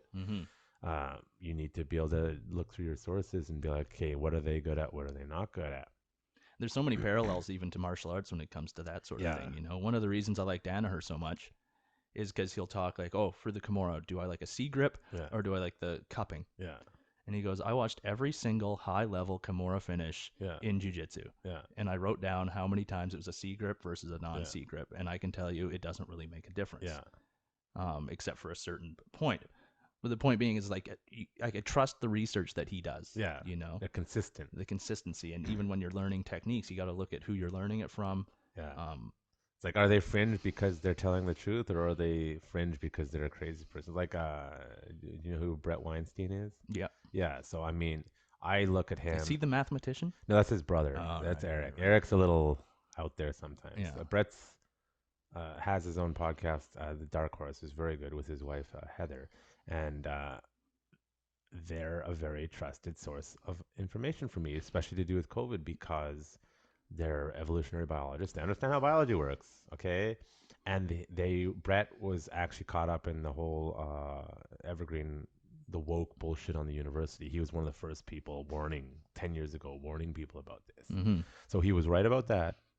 And he is consistently more correct. And when he's wrong, they'll admit it. For example, I was listening to their podcast. They wrote a book. I haven't read it yet. It was a Hunter-Gatherer's Guide to the 21st Century. And I was listening to the podcast, and they said, book's already published, but there is a piece of information in our own book that is incorrect. New research came out, and they corrected it. And it's like, wow. I'm going to listen to these people because they're correcting themselves. They could say, I published this book, I did this, I am this, I'm that. They don't do that. They've been consistently more correct about stuff. They'll admit when they're wrong. They correct it as they go. So for me, they're a more legitimate source than some like Teresa Tam, whose whole shtick is, you all need to be terrified of pandemics. Yeah. She wrote papers about this. That's her shtick. Teresa Tam's the our version of Fauci. Yeah.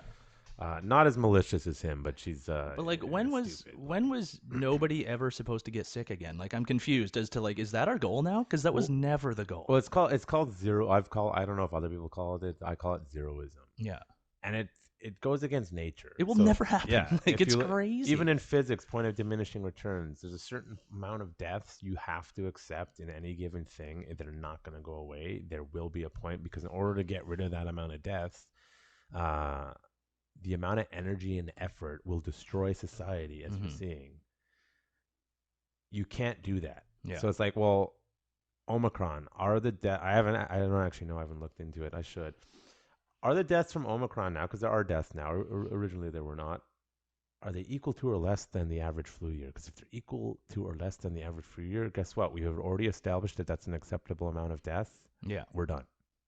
And you just have to realize that. It did not help they were fucking around with the numbers with COVID, died of COVID, or died with COVID. And I knew they were lying about that at the very beginning. Everyone thought I was crazy, and they're finally admitting it now, because it's so fringe. It's so fringe. It's like, because when you actually look at the data, you're like, oh, hold on a second, who's actually dying? Yeah, it was a lot of people. And then they play the semantics game and the definition game just to confuse people. And it's like, okay, but if I'm actually following the logic, you're fucking lying to me. It's like, I found it super frustrating listening to Rogan having Dr. Robert Malone and then Peter McCullough on. Yeah.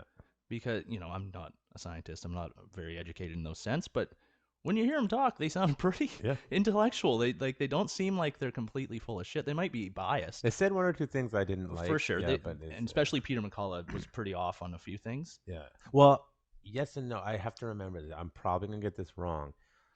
He had said, and this is where you can use the excuse, the data changes. Yes. Is that the numbers he was quoting were from the old strain. Yes. And he had not been updated on the new strain. Yeah. So you can't get it twice. Up until that point was true. Mm-hmm. But unfortunately, at the time they published the podcast, it had changed. Yes. And so that's why they're cherry picking. So stuff like that, he just it wasn't updated yet, which is possible, Mm-hmm. or he just doesn't want to admit that it had changed, and he Yeah. didn't want to admit that he's wrong about that. I found Dr. Robert Malone seemed quite fair, but then, there's people even in our jiu-jitsu community who will just blast them and call them complete scumbags. It's like, is it fair to call Dr. Robert Malone like a scumbag liar? Like, I don't know. Like, did you even listen to the podcast? Well, a lot of people don't. Yeah. There's a few names in the jiu-jitsu community locally that I want nothing to do with anymore because I thought you were an open-minded intellectual and you're just a cultist as far as I'm concerned. I won't name names. You probably know who they are. Yeah. Even the 30 doctors signed this petition to end Joe Rogan. It's like half of those guys were fucking dentists and shit. Most of them were left-leaning PhD people who have nothing to do with medicine. Yeah. So you don't get to talk to me about trust your doctor and then use not even medical doctors. And that was their exact argument was like, Dr. Peter McCullough isn't even really well, it's like you're doing, it's just so funny. He's just the guy who came up with the technology that helped come up with the technology. Dr. Robert Malone, These people cherry pick and then like changing definitions to we got caught, let's change the definition. Well, the dictionary said, they just changed the definition of what vaccinated means. And it's so hard for me to relate to because the only thing I've been doing longer than electrical or than martial arts is electrical. Come from a greasy construction background. Hey, Sparkies are one of the more competent groups of people. This is true. This is true. But like pre-2019, if I had the flu, I better show up to work unless I am physically dying. You show up to work and you get everyone else sick and everybody just gets sick and then it just carries on. For me, that's something that I thought people would learn. It's like, no, you stay home if you're sick. Yeah. And I really wanted that to be a positive outcome of this. And I think that is a good thing. Yeah. You're still getting, though, people showing up now. I know some people that are reverting to the old way. And crazy. I'm like, God damn it. Listen, if you're sick, stay home. Because we used to get, and that is one of the good things to come out of this is especially in construction, you would be peer pressured to show up to work even if you had like a high fever. And you tough it out, man. You don't be a wussy. That was it. I would show up to work just to show them how ill I was, and then they'd send you home. See, I've never been like that. Like I'm not a physical person. If I've done manual labor, like it's not like I'm above that. I just can't do it very well because I can't keep up with those kind of guys. And I'd be like, hey, my knee's not feeling very good. I'm not going to lift so heavy today. And they're like, you're going to be a pussy. And I'm like, motherfucker, I'm the only guy who hasn't been injured on this job. Okay. Do you understand why that is? Because you're all acting like a bunch of tough macho dickheads. You guys are crippling yourself. I'm just doing it through jiu-jitsu, not through this work. I'm the intellectual. And, people just, you're lazy. It's like, no, I physically cannot do what you guys are doing. So stop asking me to keep up. And that attitude of just show up and work is fine, but not everyone can work. Like, I'll give it to the union guys. Like, hey, young guy, you're going to tire yourself out if you keep working like that. I know a lot of them are just lazy. I won't get into the union thing. But, some of them are not.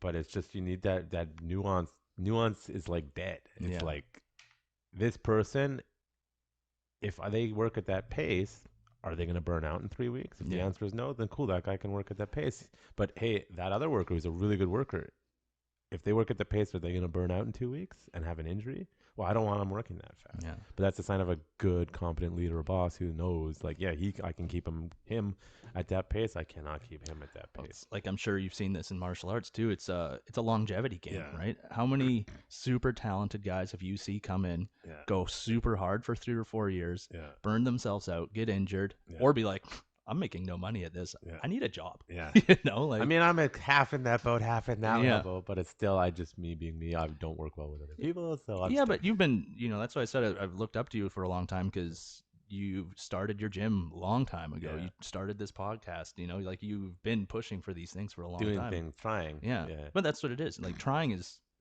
Iterations. the battle, you know? And one day you hit it. It's like a cliche. It's a cliche, but it's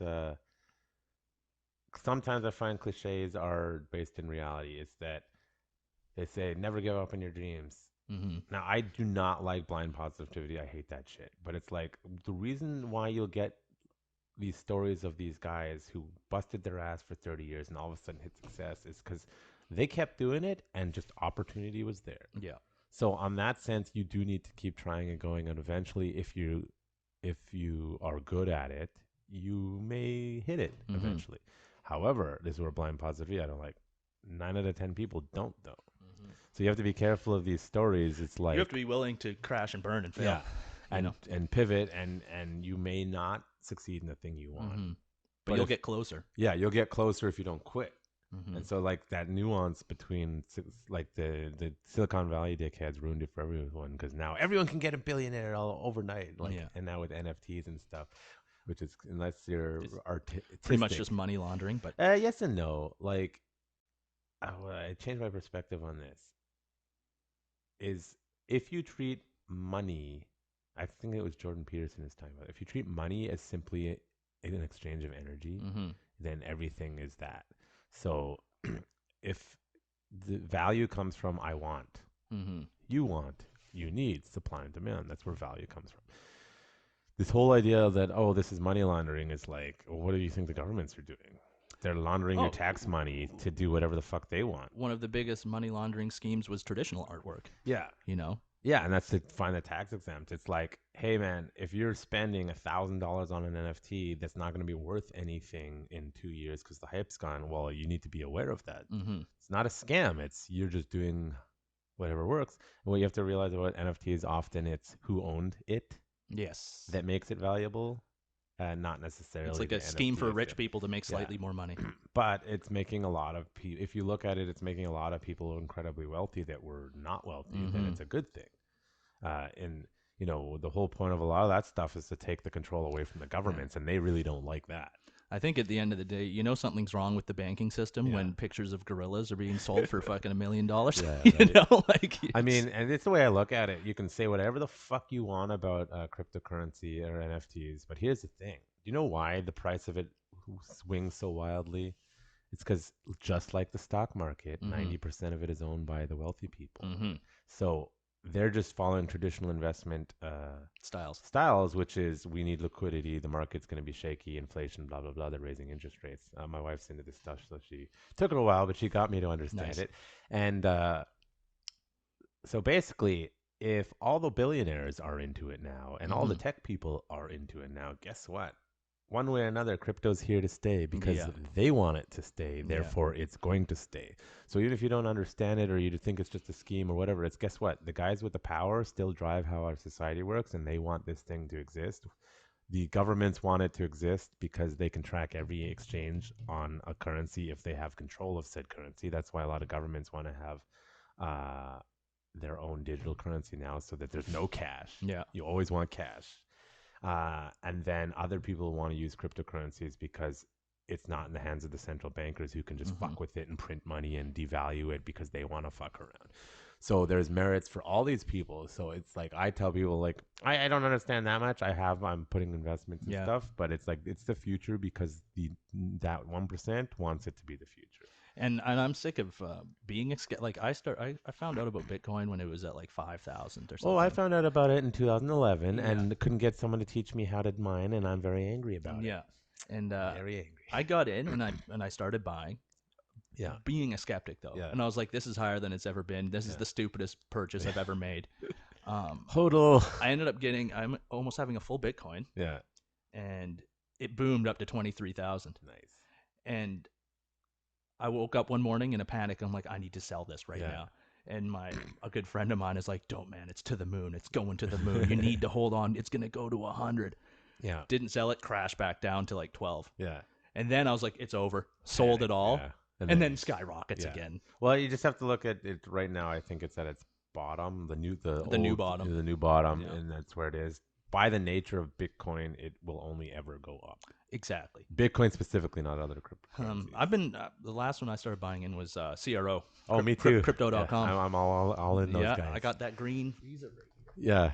Oh, you got the green one? Oh yeah. Nice. Feel that baby. You can see. Yeah. We won't put his name or card, but the crypto one. Yeah. It's a Visa debit that's funded through Crypto.com. I actually started doing because they give good interest on their account, so I am with them as well. I have the blue one because I didn't have as much, but it's fine. Yeah. There was a low key flex there. Yeah, low key flex. No, but it's like I don't trust the traditional guys, and let's say I'm not the best with money, and I made a lot of stupid mistakes. Hell yeah. But it's like I missed out on Bitcoin when it was like get rich overnight kind of shit. Yeah. And I'm like, something like CRO is like it's low enough that you can get the volume that if CRO does what BNB did, or so basically there's crypto exchanges, and every single one of the coin that was created by these exchanges ended up being worth like $500, $800 a coin. So I'm pretty sure CRO is going to do the same thing. I think so as well. And rather than gambling with some of the other stuff, I'm like, and just some of the moves they've made, like they just signed LeBron James. Yeah. They're the biggest sponsor of the UFC. They bought like one of the biggest arenas in the United States. I'm pretty sure it's owned by the Chinese Communist Party. Yeah, you right. know? It's you can't get away from the Chinese these days. Like, oh my god, I'm secretly waiting for that war, but I know they don't want to go to war. No one wants to do that. But I'm like, at what point is China copying Hitler? Because they're kind of copying his playbook. So if they go for Taiwan, is this like the Austria? And then when they go for somewhere else, like the Philippines or Singapore, is that the Poland? Like, at what point do we? They're doing genocide and they're doing that sort of expansion. They got a wild control, and when people like when they started taking over Taiwan, it's like. Yeah, the world was like, you can do it. Well, that's why Did you see John Cena do that apology video? That was the most embarrassing I'm more thing impressed I've ever by seen the in my fact life. he's got fluent Mandarin because he's a moron as a human being. But that was so sad. That was the weirdest. It looked like, it was almost like a computer-generated video. Busted out fluent Mandarin. I was like, what the fuck? When did that moron learn that? That was wild. This is a guy who allegedly had real sex with Amy Schumer in that movie because his acting was so bad he couldn't fake sex. So they actually had sex in that scene, apparently. Amy Schumer. Yeah, well, she failed and burned real fast when she tried to get too political. You're like, get the fuck out of here, bitch. You're not that funny. Yeah. But yeah, it's just like, I talk about this stuff with my students. I have to tone it down with the new people because they're like, what the fuck? But I'm just like, my perspective, sorry for everyone who's annoyed at hearing it for the millionth time. As a Jew, and Jews have forgotten this. Yeah. The Jews that were like me and were like, I need to get the fuck out of Germany in the early 1930s. Were like, I need to get the fuck out. Guess what? They survived. Yeah. Unfortunately, all the other Jews were like, no, society and this and that. And you got to do. They died. Yeah. And people they're like, you cannot make that comparison. I'm like, no. You need to know when your society is about to turn on you. That'll never happen again. It's kind of happening right now, guys. No, it's not. There's no camps yet. I know that. This is how it starts. Luckily, there's backlash. Thank God. What's your? Did you grow up in Israel or what was? No, I grew up here. Oh, okay. So I call it the Hitler rule. Yeah. The Hitler had a rule that if you had one grandparent that was Jewish, even if you didn't grow up Jewish, you're going to the camps. So when Israel was from 1948, it's the law of right of return, which is something Palestinians get all upset about because they don't have it. But I won't get into that. That's a whole 3-hour-long conversation itself. Anyways, and they said if one of your grandparents are Jewish, you can then apply for Israeli citizenship. It's not that easy. You gotta jump through a lot of hoops. They're very sketchy, about people. Especially if you didn't grow up Jewish, they're like, what the fuck? It's that's weird. Why would you do that? So I grew up Jewish, and so I had the opportunity. Life wasn't going well here, and I was like, I want to go do something else. I'd been to Israel before.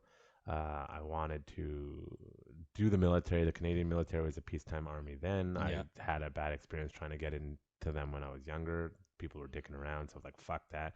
Could also have done the British, but I was like, you know what? I think let's go find out what all this Middle East stuff is about. So I ended up going through that. Did not enjoy myself. No.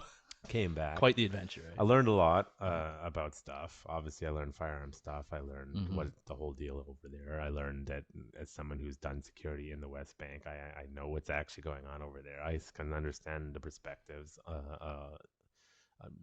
Talk about misinformation. There's so much misinformation Oh, on yeah. Israel. Like, it's insane how ridiculous the shit that people believe about what's going on over there. And Mm-hmm. it's just like, I heard Ben Shapiro do the whole thing it's on not that. good enough. Yeah. Like, I am a little upset because Ben Shapiro is the first pro Israel person to come on to try to explain the situation, but he did not have. He had like an hour and a bit on that podcast. Yeah. And up until now, he's only ever really had people who were anti-Israel Rogans. He's never had people who are like not like blindly pro-Israel, Yeah. but like, listen, what you think The you actual know facts. is not true. Like, I did the thing that everyone does. They listen to an episode of Rogan and like, fuck you, I'm not listening. He had Abby Martin on, who Yeah. was a Russian, and she's so anti-Israel. It's crazy. And fucking Rogan believes everything she says, and I'm like, she's lying Mhm. about half of this. Like, I know she's lying Yeah. about half of this stuff because some of the things she say, I know I was there. I've seen it. Yeah. It's not to say like the Palestinians have a shitty time, but it's changing because the Arab world is turning on them now. Mm-hmm. As in, they're like, we're tired of fighting your battle for you. You need to grow up if you want to have a proper society. Stop blowing shit up. Yeah. And I the get world's evolving. I Right? get the whole oppression thing, and it's like, if I was a Palestinian, I'd probably be very angry too. But it's like, guys, just a thought. Stop electing terrorists who Yeah. steal all the money to create weapons and don't build schools. Yeah. Just a thought. Yeah. Because the Arabs who live in Israel have a much better life Mm-hmm. than the Arabs who live under the Palestinian Authority. Fact. Yeah. Just grow up. Yeah, and it's unfortunate is I didn't know this. I actually had a history professor here, a Christian guy, was telling me. So I'll do a quick history lesson. Zionism was a group of people who were like, we want a state of Israel in the land Yeah. of Israel in the late 1800s. Theodor Herzl and the early groups, they started buying land from the Arab landowners. But the Arab landowners didn't live there. Mm-hmm. They lived somewhere else, in England or wherever. Oh, okay. And they still were operating on serfdom. The peasants who lived there, that's where the story, like, my grandparents, is like, yes, but you didn't own it. You were serfs. Yeah. And then the owners sold the land to other people legally. And it's not, I'm sorry, but the fact you don't understand that you didn't own that land Yeah. Yeah. is not the problem of the Jews. And it's just an education thing. And so they tell these stories. My grandma was kicked off the land, but your grandma didn't own it. Mm-hmm. They were farming it because they were still living in a serf-like situation. Yeah. Whether you agree with it or not, that's just how it was. So and then what happened was that the Jews started building water and helping the farmers and the peasants, and then the Arab landowners who didn't sell were like, they're treating you better?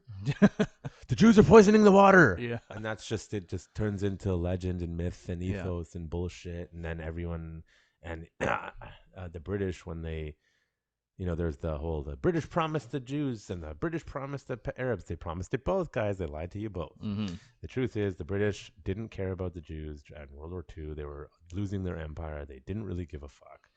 The soldiers did. And they gave the Jews the land thinking that the Arabs were going to wipe them out, and being fully prepared to just see the rest of the Jews get wiped out. Yeah. It's a historical fact. Sorry, guys. We were ready. By the way, Ben Gurion, he's the original prime minister of Israel, had been smuggling illegally planes and firearms into Israel for 20 years. That's how they had an army, and no one knew they did. So if he hadn't have done the illegal thing, guess what? They would have been wiped out. But he'd built an army secretly of people who wanted to live there. Crazy. Right? And then the people who are like, Jews have no right to live there, it's like, I don't think everything in the Torah and the Bible is 100% above board, but there is enough archaeological evidence to say Jews were there 3,000 years ago, you fucks, or 5,000 years ago. So can we please stop pretending that that's not a place we were? Yeah. It gets more complicated than that. But Yeah. geopolitics. Dropping knowledge. Yeah, I mean, just learn. Like, it's not hard. I got to, so maybe you've heard of this because you were in Israel, but in India, in northern India, I think Dharamsala, there's a few different towns there, but they call it the Hummus Trail. The Hummus Trail. Because all the Israelis, after they finish their military, I don't know if they do that anymore. Yeah. They go up into India and they all party up in these in the Himalayan mountains. Yeah.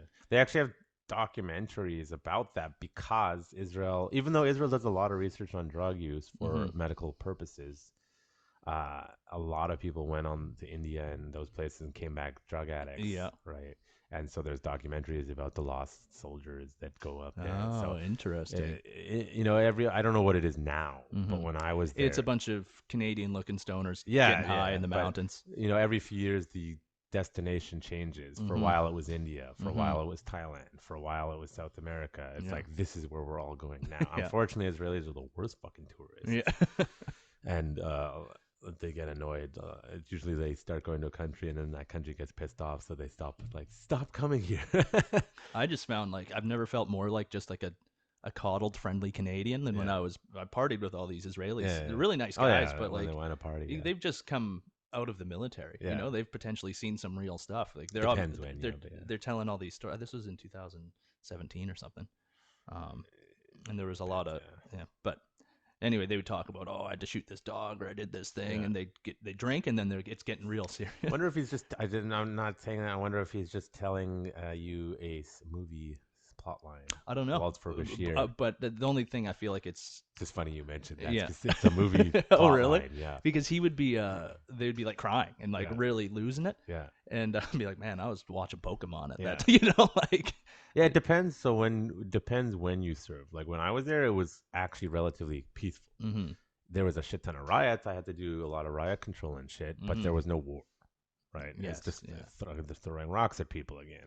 And for anyone who says, "Oh, they're just throwing rocks at you," motherfuckers have slings. Yeah. Okay, you get hit with that, you could die. Yeah. And people need to stop. That's a common attitude. They have a rock. You have guns. Well, contrary to popular belief, the 99.9% of Israeli soldiers are very hesitant to shoot people unless you're charging at them with a knife. They really don't want to. I saw that.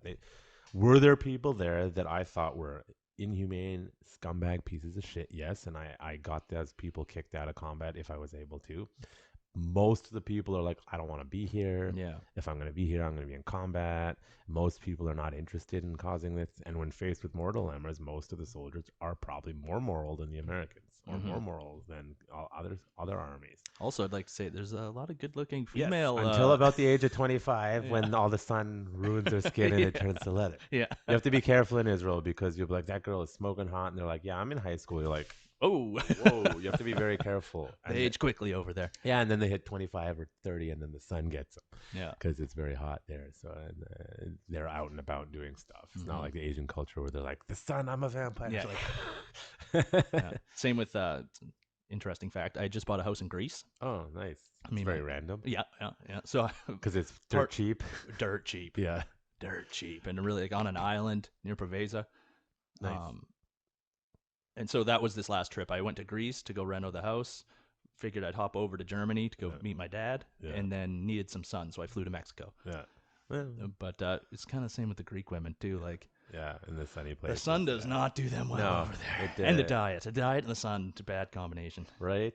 Yeah, unfortunately, nice people though. For reasons I won't be able to travel anytime soon. Yeah. Hopefully that will go the way of the dodo soon. I think it will. And then I was supposed to go to Israel and Thailand, and then the pandemic hit. Yeah. Fuck. And then I want to go. I've since then doing the podcast, I've reached out to all sorts of high level Krav Maga people, and I'm like, I want to go train with them now. But funnily enough, when I was in Israel, I didn't do any training because I was in the military the whole time. Yeah. And then when you go home in the What was the combat like in the military itself? Or was it all mostly guns?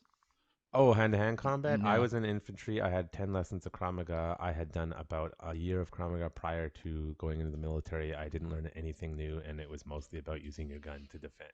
Yeah. So it's a myth that I'm going to have to repeat ad nauseum. If anyone ever is like, I was in the Israeli military, I know Krav Maga, you need to start asking questions. Yes. Where were you? What unit were you in? Mm-hmm. What did you do? And you really need to dig because a lot of guys will use it as a marketing thing. And I'll tell you, yes, I was in Israel. Yes, I was in the military. I didn't really learn Krav Maga. That's not where you're getting your credentials I learned all my firearm stuff and the Israeli methodology from the military. Mm-hmm. I was a sniper. Don't ask me to do it now. Yeah. I haven't done it in 10 years. Yeah. It is a use it or lose it skill. If you're not long distance shooting regularly, you lose it. I could probably get back into it again. I may or may not have the secret formula still written down somewhere. So and it was actually funny. So funny when I was at the sniper school. What a lot of people don't know is you get American military that shows up to that school all the time. Okay. To do training. They rock around on their in the Israeli bases with their military fatigues, but they're not allowed to do it in public, so it's just for show. Anyways, Marines go there, Delta Force, etc. And I was talking to the Marines, who are all big dumb idiots. Sorry, guys. No, the joke is that the Israelis were all like, they're big dumb idiots, and I'm like, don't be stereotypical. And then they all showed up, and they're the biggest guys I've ever seen.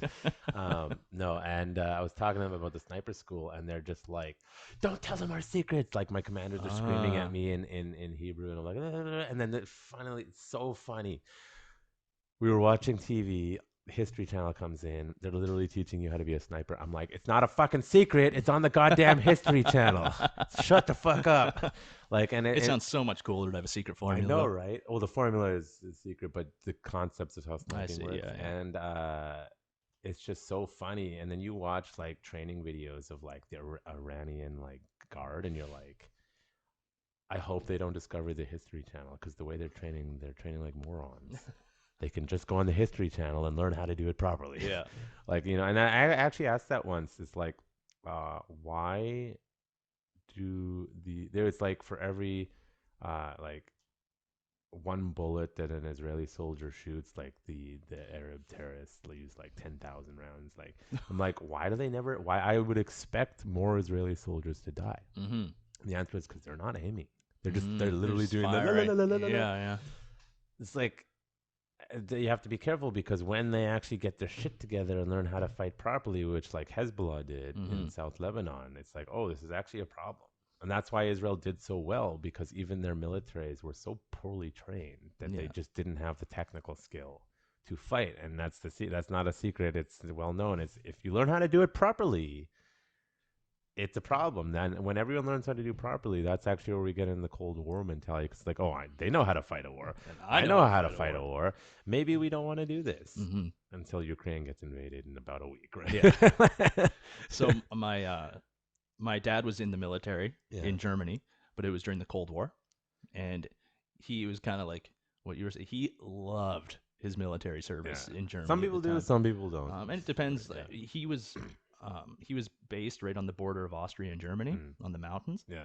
And he showed me all these old photo albums and stuff. Pretty cool to see. But he was part of like an elite cross-country ski division. Oh, sweet. And they would just cross-country ski to a lodge. Yeah. And then there'd be like pictures of him with chicks and booze, and they're all partying in the lodge. Of course you're going to love that. And then they ski down to Austria, and like they come back, and that's all they did for most of it. I would have loved that experience too.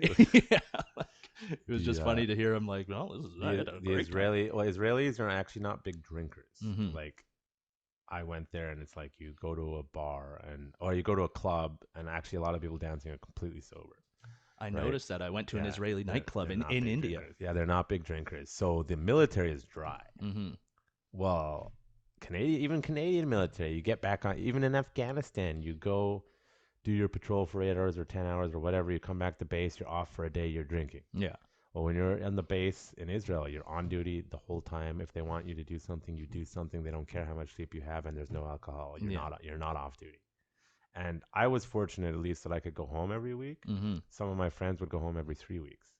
So I actually think psychologically it's better if you stay on base. Yeah. Because then you're not like, oh, home, and then you just embrace the suck, and then it becomes normal. And then they would threaten, like, we'll take away your going home thing, because they cycle the troops. And that's like the worst. Like, yeah, don't you fucking dare! I'll fucking kill you. Right? And they never did in my case. I went home every single weekend. I do think it made it worse. I did develop alcohol problems a little bit. Not problems. I've always been a functional person, but I definitely started drinking because of the military. I'm actually not drinking right now for other reasons, but it's like, oh, good. I'm not a total alcoholic. I can quit if I need to. Well, I found that. Like prior to this job I'm working now, I've been in it for about 8 months. Yeah. I'd worked for 6 or 7 years in town. Yeah. But just adapting to this 2 week on, 2 week off cycle, it's what you were saying. Like you get no balance. It's either like going crazy at work, wanting to come home, or preparing to go back to work. Yeah, And it's different. it definitely, like, I had to check myself a bit too, because started to maybe drink a little too much. You just, all of a sudden I have all this freedom and money. Yeah. And it's Free time and money it's equals it's hookers and blow. Yeah, so not technically, but it's funny how many of these guys I work with, it's a big mining company. Yeah. Half these guys are really anti-vax, but they fly into Vancouver once a month and buy like street drugs off of hookers. Yeah. You know, it's like, these are the unhealthy. You smoke 2 packs of cigarettes a day. Yeah. Like, you know, you're afraid of what you're putting in your body. It's pretty hilarious. Which is, it's on that note, it's like, why can't people ask the question, why don't you want to take the vaccine? Mm-hmm. And if you give a logical, reasonable explanation, it's like, oh, okay. I have a friend who, in the past, got the HPV vax, right, for cervical cancer, whatever, and she had severe neurological reaction. She can't take the vaccine. Cannot. Her neurologist was like, yeah, you should not take this. I cannot give you a exemption. She has a legitimate medical reason. And they had convinced the public that doesn't exist. It's like, that's a lie. That's just factually a lie. I think there are 100% people who shouldn't take it. Oh, yeah. It's not as much as the hardcore anti-vaxxers people say, but the way I look at it is, any medicine, do I personally need to take this to make my life better or healthier? It's like, I never took the flu shot. Yeah. The answer for actually a lot of people under a certain age, the number of what age is hard to say. I like to say 40, just throwing it out there. But probably the answer was no, you didn't need to take this thing. Yeah. And what, you know, it is a weird thing, because I know 4 people who got myocarditis. Yep. And ended up in the hospital. I know a couple of people myself. They all just, you know, like right after the vaccine. You can't even talk about that, even though it's quite like, clearly that is what I've never heard anybody getting myocarditis before this. You know. Now in Vancouver again, we had a fairly low death rate. Back to this topic, I don't know anyone who died of COVID at all. It was mostly old people in old folks' homes. In Vancouver. And what they don't want to tell you is a lot of people picked it up in the hospital.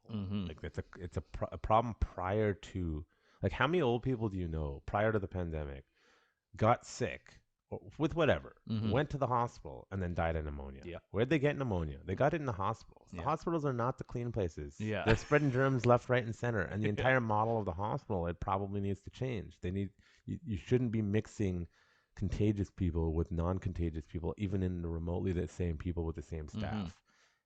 And that's why they were covering up the with COVID versus died of COVID or died with COVID, because a lot of them got it in a fucking hospital. Where everyone has it, and it's just they don't want to tell you that, and it's like. So when there was a time there where India was quite it's like what we were being told is India was freaking out about COVID. Yeah, you know, I saw some videos of these cops just standing in the middle of bit of intersections. It's like random people, and they're trying to like chase the bikes and hit them with the sticks. They love the stick thing over there. I don't know what was going on with that, but I phoned I call him my Uncle Goldie at the village I was living in India, and we we're like, hey man, like, how's COVID going? Is everything okay there? And he was like, you know how many things we have to worry about here? Yeah. Like, COVID is literally so low down on this list. I told people, you care so much about the poor countries. Have you looked at Africa? Yeah. Nobody's dying. Not even, Nobody's dying. Or people are dying. Not nobody, but it's like the numbers there were like negligible. And I'm like, don't you think that if this thing is as bad as you're telling me, and actually on Rogan, you know who kind of let it slip was Gupta. Fucking Sanjay. He said, this is a Western rich country problem. 100%. Because of obesity. He didn't say it exactly like that, but it's basically that was why poorer countries are not dropping dead from this thing. Also, in one of the provinces in India, they were giving out ivermectin. It may or may not be true, because I haven't looked into it fully, that the study that the CDC used to debunk ivermectin was flubbed itself. Yeah.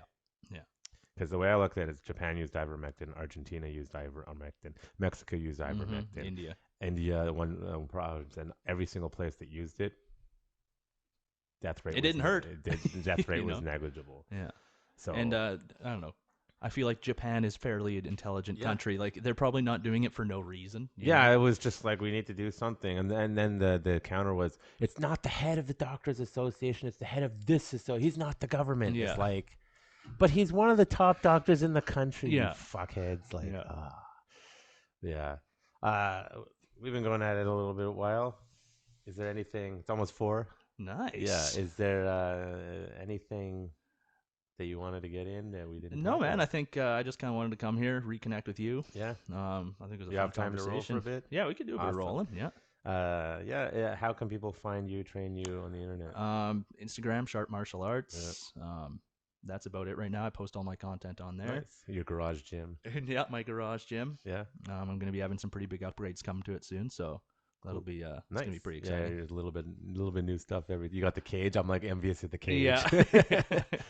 I did a lot of those things but on my own and for pretty cheap too, Yeah, so nice. we can have some conversations about that. But yeah, I mean, why not? How to set up your own garage gym before we clear out. You go crazy and lock yourself in your house for 2 weeks. Cool. Yeah. This was a blast, man. Awesome. I'm looking forward to really like the setup you got going on here. Yeah, a work in progress myself. Cool. Well, thanks for coming on, and no problem. Let's get to rolling. Let's do it. Yeah. Cheers. Thank you for listening to the Warriors Den podcast. If you like this podcast and our content, make sure you support us in the many various ways you can.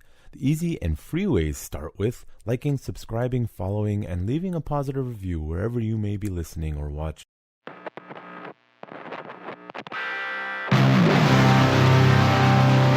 You're listening to The Warriors Den. Brought to you by Urban Tactics Krav Maga. Turning lambs into lions.